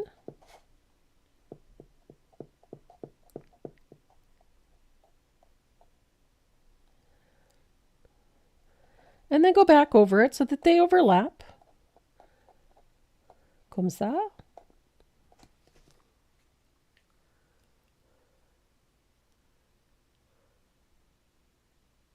Hi, Serena. Fuzzy butt. Fuzzy butt bumblebees.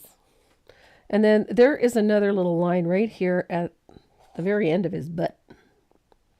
And again, it's just little lines that overlap each other, like so.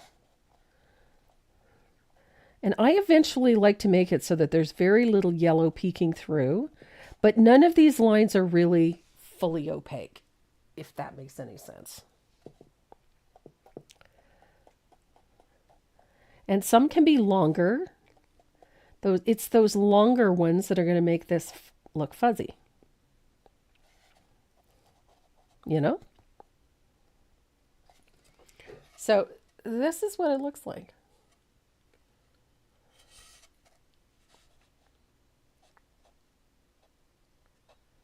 Just little fuzzy butt lines. I do like a fuzzy butt bumblebee. And we're going to do the same thing to this little guy here.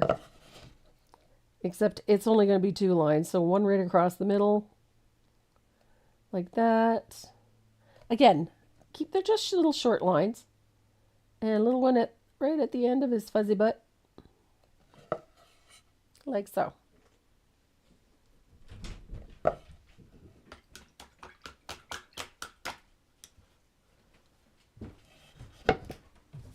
Hi, Maze. Hi, baby. What you doing? Did she have ball time? Oh, yeah. Is she going to crash now? No, she was already napping. Oh. And then a car drove by. Here. Did that elbow need licking? Must have. Hi. I have a nose peeking up at me here. Hi, baby. Considering she's over 70 pounds now? She still thinks she's a 10-pound puppy. As is evidenced by her trying to climb into my husband's lap. Hi. So, I'll make sure this is good and dry. We're going to add some highlights to the body. Deb says hi. Deb Daniker. Hi, Deb.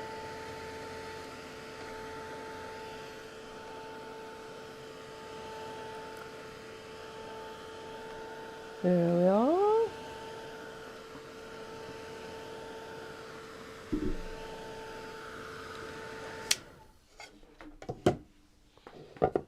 So I'm going to use 3/8 angle and a little bit of warm white. You can't see that. Can't see what? I know. Oh. A little bit of warm white. Hi. I can't paint if you keep nudging my arm. Hey, look. Hi. Look. You're going to get black paint on your whiskers. You already did. And now it's on me. You're very happy. I know. Did you miss me? Come on. Yeah, with every shot. Okay. Oh. I got puppy kisses. Walking in Sub-Zero? Yeah, of course. Yep. So, for the head, we're going to put nice little float on the head like so. We're going to do 2 floats on each side. So, you notice how I stopped the float right there? That's where that segment starts and stops. So there is our first series. So we've got a series of little floats like that. Well, we're going to do the same thing on the other side. Comme ça. And I come in from the edge just a little, a millimeter or so. So it rounds out and creates that.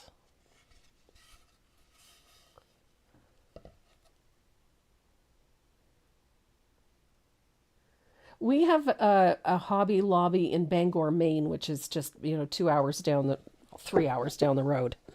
So, I mean, if I'm really pressed, I can go there, but I have a distributor that's, just in Ontario, so I can have anything I need within a fairly short period of time. So each of those little segments gets a little float of warm white as well, like that. Super easy way to do a bumblebee. You could paint a tarantula this way too, but I would never be caught dead painting a spider. I don't do spiders. Just somebody mentioned, I think it was my husband the other day, mentioned that the legs on this bumblebee kind of reminded him of a tarantula. It's like, ew. And the little guy over here, same thing, just it's smaller. That's all. So we've got those nice little highlights in. So now I'm going to come in with my liner again. And I'm going to pick up a little bit of warm white.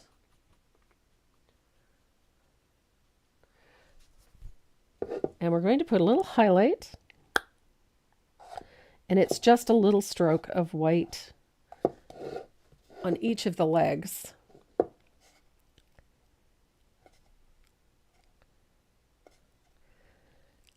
And the same here, except I'm going to start, goofed.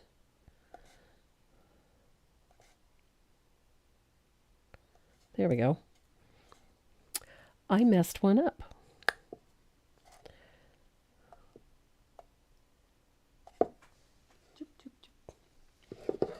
I'm going to have to take that highlight off because I seriously messed that one up. Okay. So I've got a mess right here.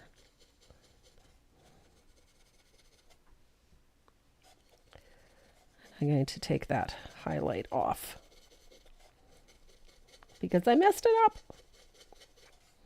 The nice thing about working with acrylic paint is that until it is completely dry, you have an opportunity to fix little boo-boos, and I'm making more of a mess than anything. There we go.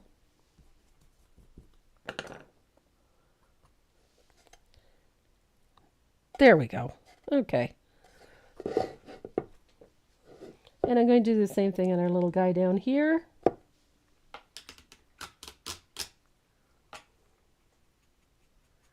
Now, we're going to put some nice little highlights on the body of the bee as well, and we're going to do that with nice fine strokes of warm white over top of that black and over top of the yellow. So we're just going to more towards the center of the body.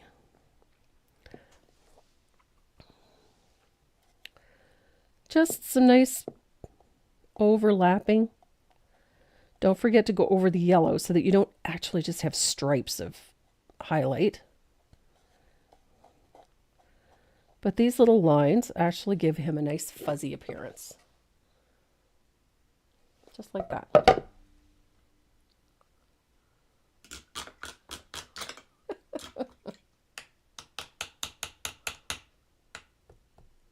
Little guy does have legs, but his little legs are little dots.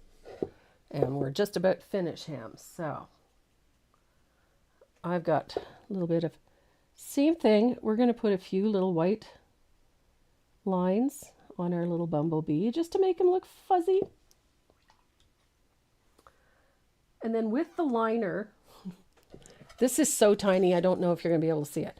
I put 3 little dots here next to the head. Don't forget little antenna. and 3 little dots here. And that's about it for his legs. It's just to give him something that look like legs. And on our little guy up here, 2 little strokes of black for antenna.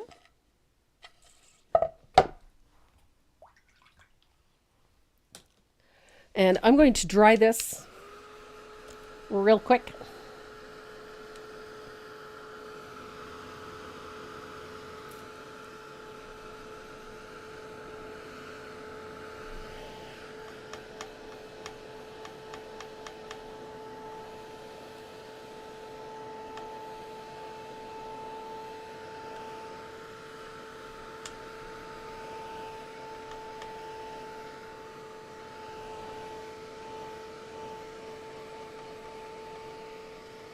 There we go.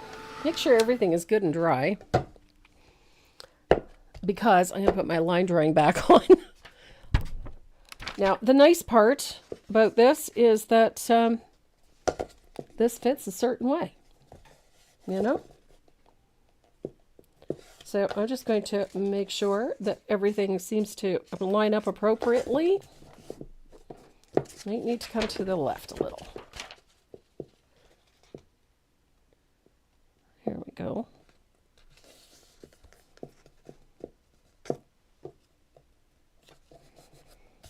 So I'm going to line that back up. The nice part is, because this is drawn to fit, I'm going to trace my lettering back on. I'm going to do a quick test just to make sure everything is lining up the way it should.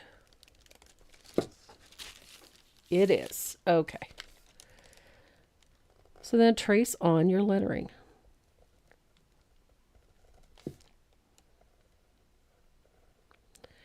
I just don't like painting around lettering. It never comes out well.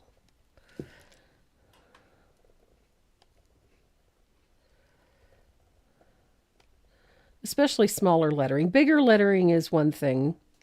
It's easier to get in and around it, but smaller lettering just makes a mess.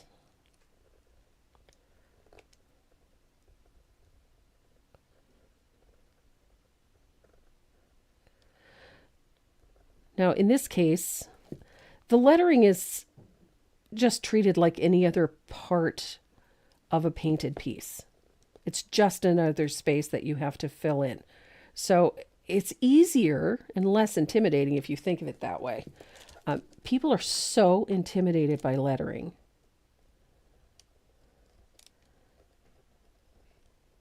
They always worry about it, and it causes them to fret needlessly, honestly. So I've always found that if you stop and think about lettering as just another space that you have to fill in, and stop thinking of it as lettering, it just makes things a little bit easier. And people don't overthink it so much. Okay. I think that about did it. Yes, ma'am. Sure did.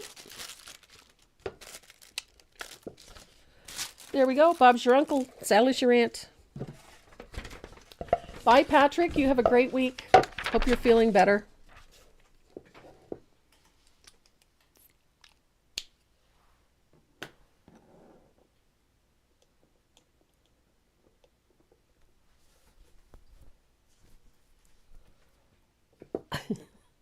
So your base coloring for your lettering is lavender.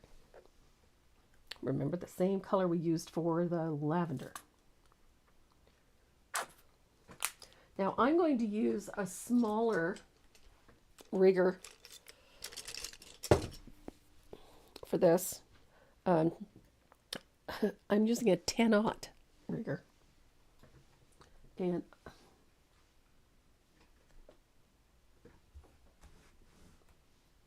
a little bit of water or glaze.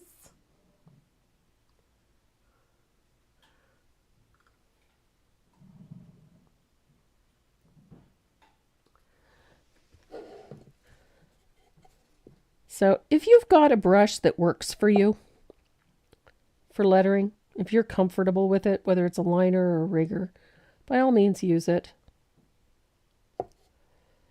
I just like working with riggers. I just find that they produce the nicest, crispest lines, that they are just an easy brush to work with. That square edge, you're not always fighting with a point. It just makes lettering so much easier.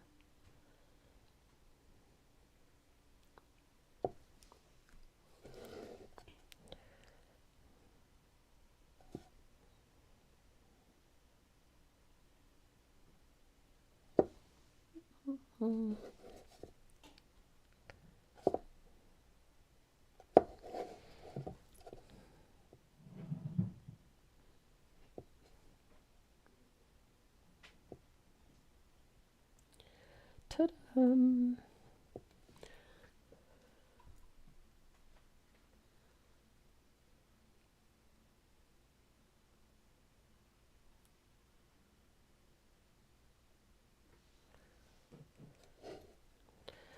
Riggers do make a difference. I know I've had a 10-aught rigger in my paint with my brushes forever, and I don't often go to it because it's such a small brush. But when I'm sitting here doing this piece, the 0 was small enough, but I just found that this little 10-aught was just perfect for this smaller lettering. It just worked so well. Hi, Rose Robinson. And thank you. Yes, Iris, it's lavender.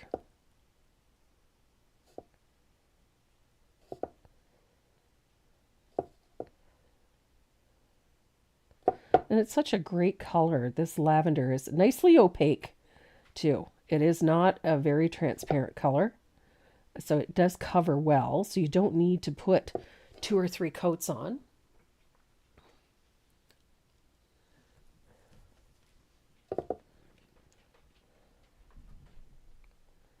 And this one is just fun. This piece is just fun to paint. Happy bees, happy colors. I think it'd be cute in a bathroom. You know, if you've got a little bit of purple in your bathroom.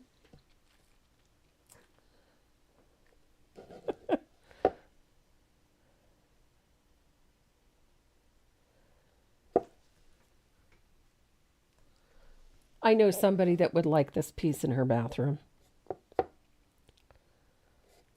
Because she likes purple. Purple's her color.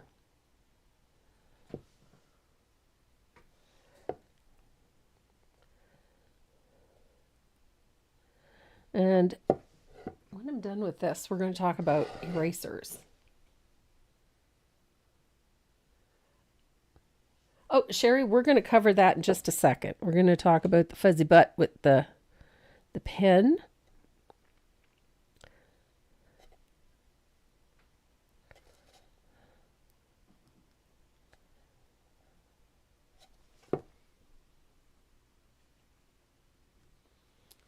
What is the size of this surface? It's an 8 by 8. Karen got it right away.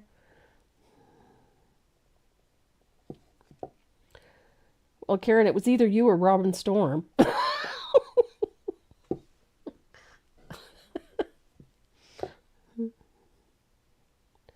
Yeah, I've got a pot roast in my slow cooker.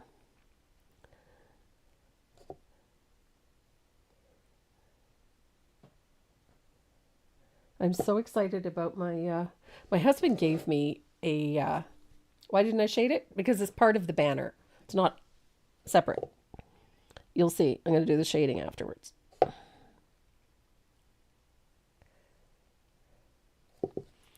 There we go.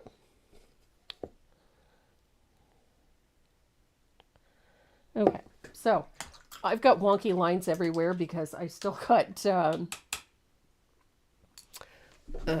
graphite all over the place here. So I'm going to dry this really well. And then I'm going to... Oh! Kay likes purple too.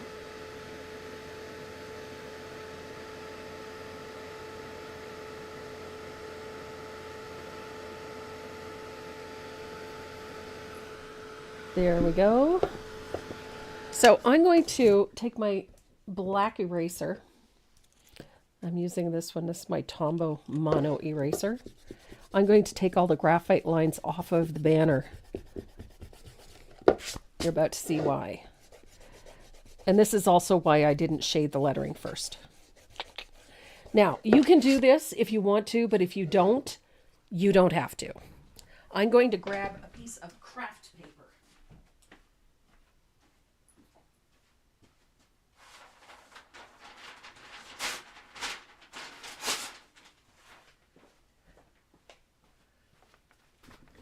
So just a piece of this brown paper, you know, the stuff that you...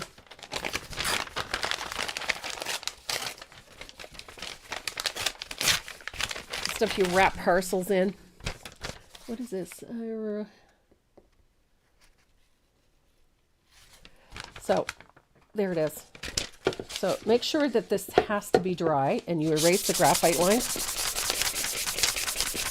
And I'm just doing this to the border.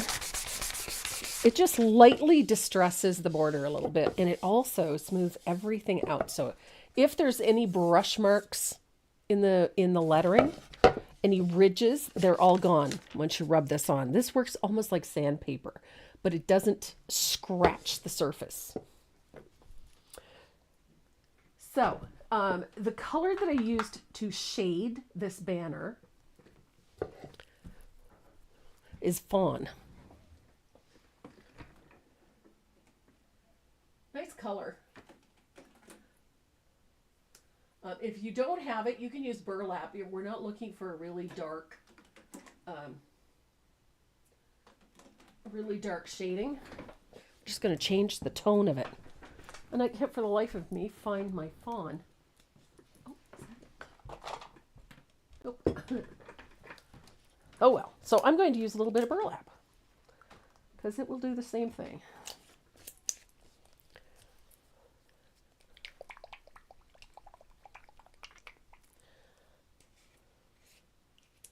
Yep, just a piece of brown paper bag. Craft paper. It can be the stuff that you wrap parcels in. It can be a brown paper bag. Just like that. It makes the best sandpaper. So I'm going to take a little bit of burlap or fawn. And you're going to think I'm nuts. And we're going to float all the way around the outside edge. Remember, this banner is, the lettering is part of the banner. It's not floating above it. I'm going to put a float of fawn or burlap all the way around the outside edge of a banner. It's just a soft float. Doesn't have to be harsh. Doesn't have to be dark, but yes, it's going right over the lettering. Comes up. I like this color over light buttermilk. Fawn looks very nice. It's not super dark. But do you see how it leaves a lighter value through the center of the banner and it gives it a slightly aged look at the edges? Like so.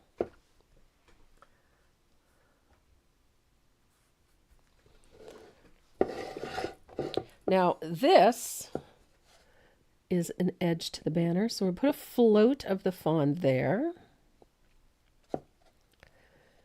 And along the top there. Remember that little triangle point that's in behind here is actually the tip of the ribbon or the banner. It's rolled around the back. So we need a nice little float on that too. And we have one there. Comme ça.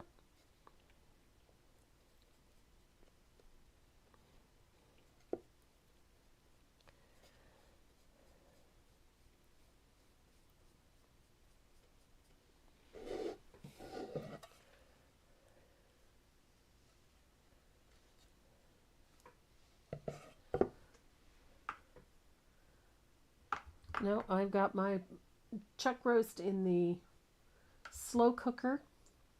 And something I've done for years, you know, it's going to sound really funny.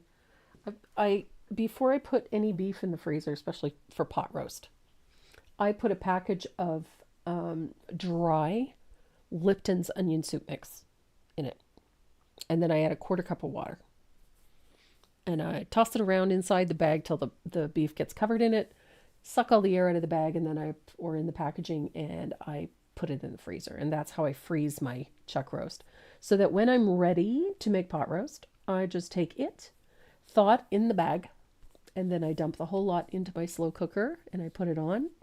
I set it on 6 hours low and let it go. And then the last 2 hours of cooking, I will put all of my hard vegetables. So any of my turnip, my carrots, and my potatoes go in there after that. And then at the end of my cooking time, I take out my beef, set it on a tray, and then I mix my cornstarch or flour with a cup of water, and I dump it into the juice and the vegetables in the slow cooker, and I leave it for about 10 minutes, and it makes a beautiful rich gravy. Give it a stir, and then I shred the beef and I put it all back in the pot, and then it's ready to go. Makes for a nice meal. So we're going to shade our banner with asphaltum. And that shadow is going to go right here, right up against the edge of that banner and inside that curve, like so.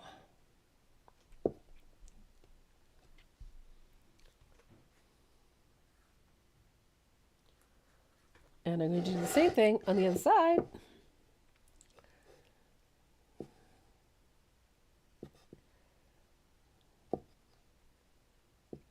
Whoops.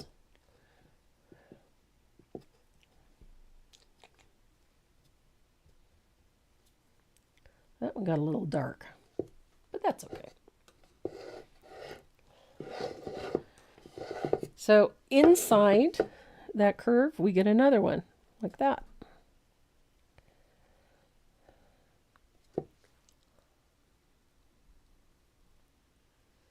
Add a half cup of red wine to my pot roast or beef stew. Oh, yum. Yes.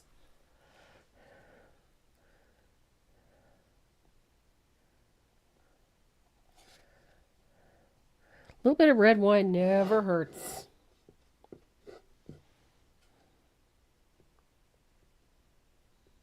There we go. So we've got, look at how fast that banner takes shape when you put those shadows in. And then we're going to do the same thing under here. Now the nice part in here is that we don't have to be too cautious, but we need a little shadow in there nonetheless. Just like so. Now I'm not too worried about a lot of the detail in this because we're going to use a gel pen on this to firm up some of these details. I'm just leaving it until the very end when we do the bumblebees and the flowers and I have bought a thing of bone broth on the go right now. I'm doing chicken right now. Elena, yes. These ones? These are Evo Art. This is a brand new line from Dynasty. I know. I love to cook with wine. Sometimes I even put it in the food. Tomato paste is excellent. Gives it and lends a nice richness to it. If you don't like onion soup or if onions bother you, Nor vegetable soup is a good one to throw in for a pot roast. It has nice flavor.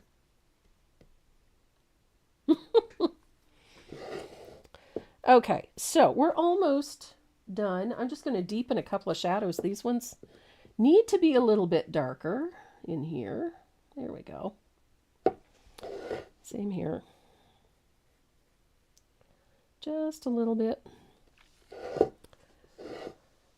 And we're going to do a little bit on the lettering.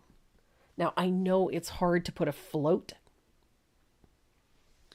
in lettering this small. So I'm going to show you a little trick.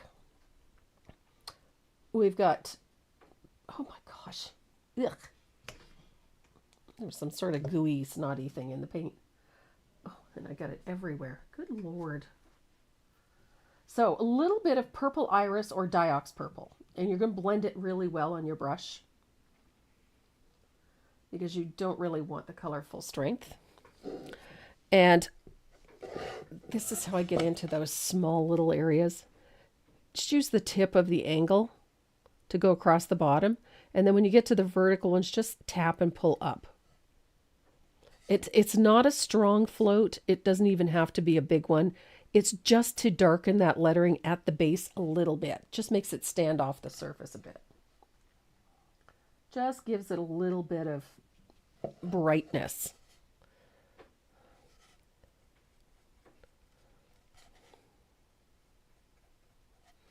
So yeah, a little bit with the tip just to darken those things, and then chisel blend on the verticals. A little bit across the bottom, chisel blend on the vertical. Just like that. So it's not a really harsh change. It's a very subtle one, but it really does make a difference in how the lettering looks. It just gives it more of a finished look.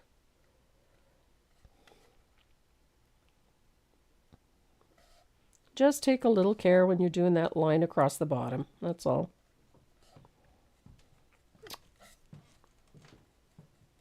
There we go. Okay. So we've got our lettering done. I'm going to dry this really well.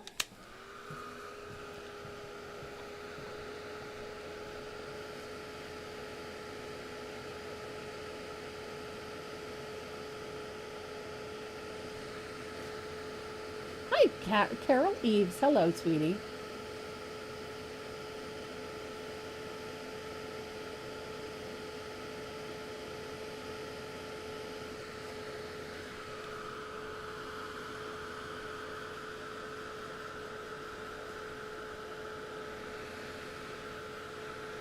Tuna noodle casserole. I don't think I've had that in years. I used to love it when I was a kid. So at this point, this is where I grab my gel pen. And I really like the details that the gel pen adds. It just adds a little bit of texture to things. It is not, we're not talking perfect lines. I do scribbly lines all the way around the outside edge. And I backtrack. Do a few little lines coming off the wings. I like the irregularity of that. And it's a fun way to finish things off. And again, no real right or wrong way. I just like the scribbly lines. So if it goes off onto the background, that's okay. If it goes into the wings, it's all right. Doesn't have to be perfect by any means. So you see, I've got a really sketchy looking bumblebee. And I do the same thing to the little guy. Again, very sketchy lines. I don't worry about whether or not they're perfect. They don't have to be, exactly on the edge of the wing. It really doesn't matter. But it just makes the wings look a little more delicate. And I'm going to do the same thing to the body. I like coming down around the body with the gel pen. And again, sketchy lines.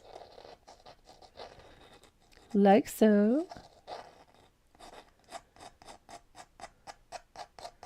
If you want to add more of those fuzzy butt lines, go right ahead. You can do it with a gel pen. And I do the same thing to this little guy down here, because I like my fuzzy butt bumblebee. As I said, you can do all kinds of fun things with this. And I come down to my banner, and this is where I do the same thing. I like this sort of irregular look to this, that it's imperfect, that it looks kind of sketchy. That just appeals to me in a lot of ways. So it just allows for some interesting textures and visuals.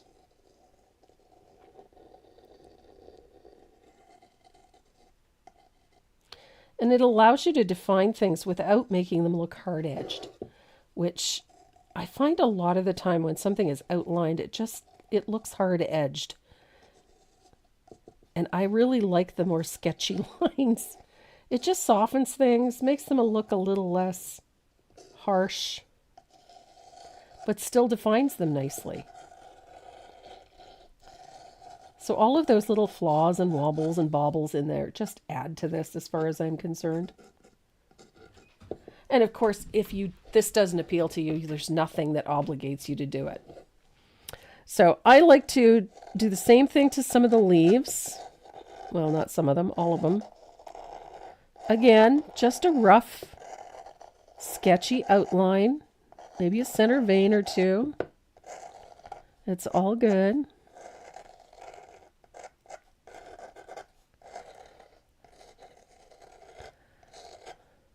Just makes things interesting. I think that's one of the reasons I like the gel pens, is because we're working on wood or because you're working on a canvas, it has a tendency to follow some of the textures of the surface. So if there's wood grain or texture from the canvas, the pen actually follows some of it. So it makes for some interesting textures within the painted piece. And that's not a bad thing. And as I said, it can hide, perhaps perceived flaws.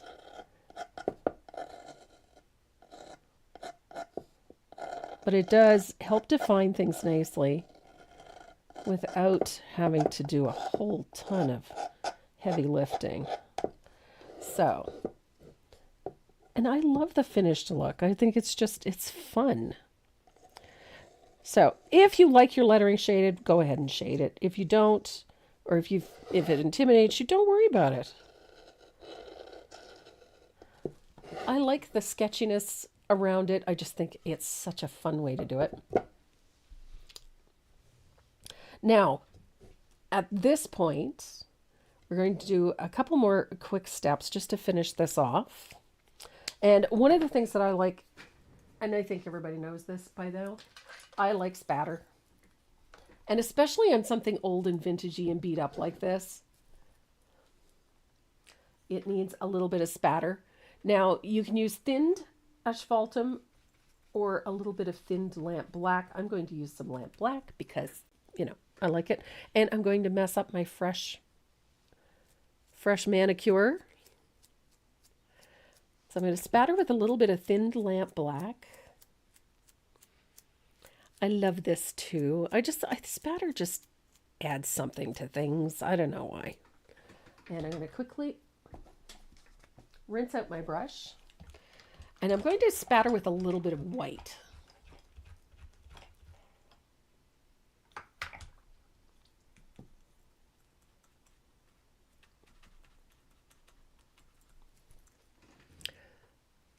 So I'm going to bring a little bit of thinned warm white in.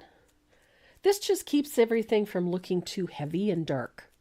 It's subtle, but it works. So a little bit of thinned warm white in there.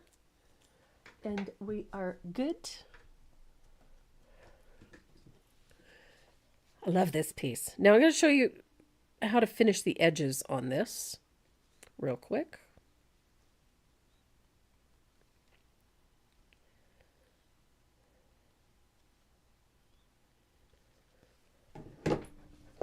So it's one of those things. Somebody inevitably asks me how I finish the edges of things.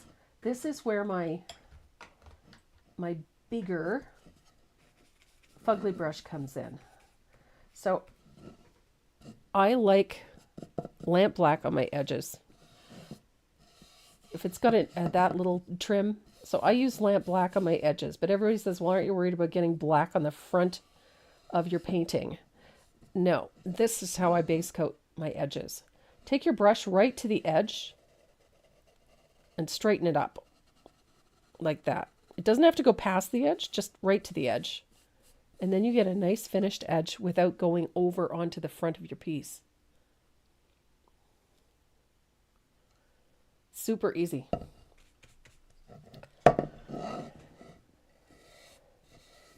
Now, to finish this piece complete, finish out all your edges.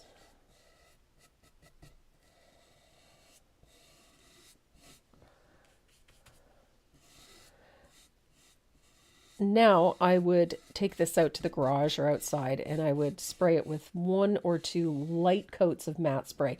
I prefer matte spray to seal everything in because I use so many different things. So I've got, I'm using glazing mediums and I'm using ink. Matte spray works with this gel pen. I've never had an issue with it. Then again, I've also varnished straight over it without sealing it and never had an issue, but that doesn't mean it wouldn't happen. So a couple of light coats of matte spray over top of this to finish it off. I like to paint my edges, just make sure it just finishes things really nice. Hi, Mace. Hi, baby. Then we've got nicely painted edges. Hi. Oh, watch it, you. Hey. Watch my arm. I'm painting. No. There we go. So especially when you've got, that highlighted edge and you've got that black line, having that finished side just adds to the effect. Gives it a really nice finished look. The only thing I have left to do is to sign it. Use a little bit of warm white and put my little scribblature in.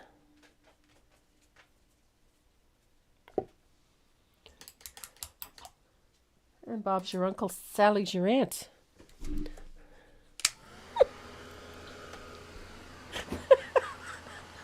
I just saw your response.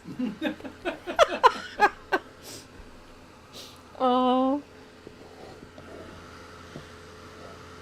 So I'm going to dry this real quick so that it doesn't, I don't get black paint everywhere. You're welcome, Judy. I'm so glad you came. Hi, Beth. The little details, those little spatters, those, the little bit with the gel pen, it really does finish this quite nicely. But again, whenever it comes to any of those things, I'm a firm believer. If it doesn't appeal to you, don't do it. So, Sheila, lip dips. If it doesn't appeal to you, don't do it. If you're not fond of the gel pen, prefer to do that line work with a brush, then by all means, use the brush to do it if you don't like using the pen. I'm a fan. I like it because it's ultra fine. It adds a nice texture, and it makes for a very pretty piece. So Renee is loading up the wheel, and it's kind of tightly packed. That's a good thing. We have 3 really nice little giveaways today. Each of the giveaways has some of the new Evo art brushes from Dynasty Brush. That's a pretty blue handle that you've been watching me work with today. These are actually very nice. They are designed as a watercolor brush. Actually feel like a natural hair, which is really nice. Very similar to the faux squirrel. So each of those giveaways has a set of those in it. There's a couple of brushes to try out. And we also have a set of professional drawing pens from Tombow USA. Really nice drawing pens, the ones I use on a regular basis. And we've tucked in a couple of the erasers. We've got one of the white erasers plus one of these, which is the Tombow Knock Eraser. I absolutely love these, especially for little details. They are fantastic, and it's easy to get refills for these. So that's what we have for you today. And we've packed it all into one of these little create bags, which is a great little storage system for your, and it's a waterproof storage system, by the way. Perfect for all your little painting goodies that you can tuck in there. So it looks like the king of the Post-it note is ready to go. So how many names do we have in the wheel today? 241.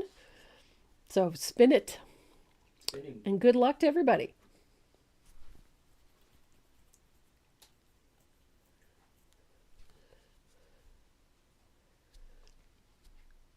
Boom. And the winner is... I can't see that. Give me 1 second. He needs to make the... You guys can see it. Anna Beatrice Lopez.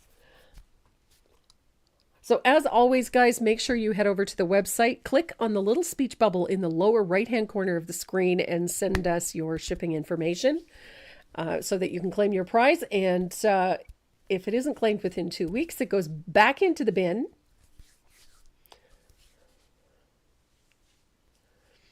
And we'll be giving away at a later date. So don't forget to send us your shipping information. So that's number 1.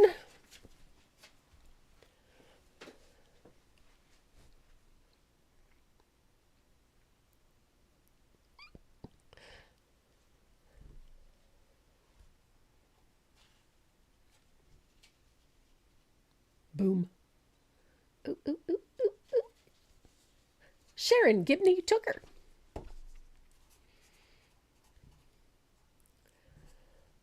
And again, head over to the website, send us a message with your shipping information so we can get your goodies out to you. Now that everything's shipping.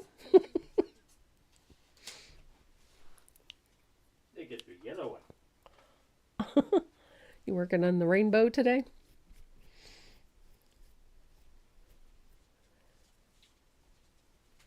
And the last one goes to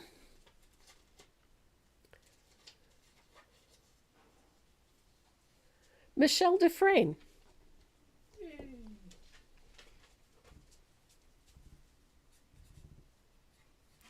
Awesome. There's a couple of names. I know Sharon, but there's a couple of names there I haven't seen before. So thank you for joining us. I know you've probably been watching, but we haven't seen your name pop up on the wheel. Awesome. So we have 3 winners today. Anna Beatrice Lopez, Sharon Gibney Tooker, and Michelle Dufresne.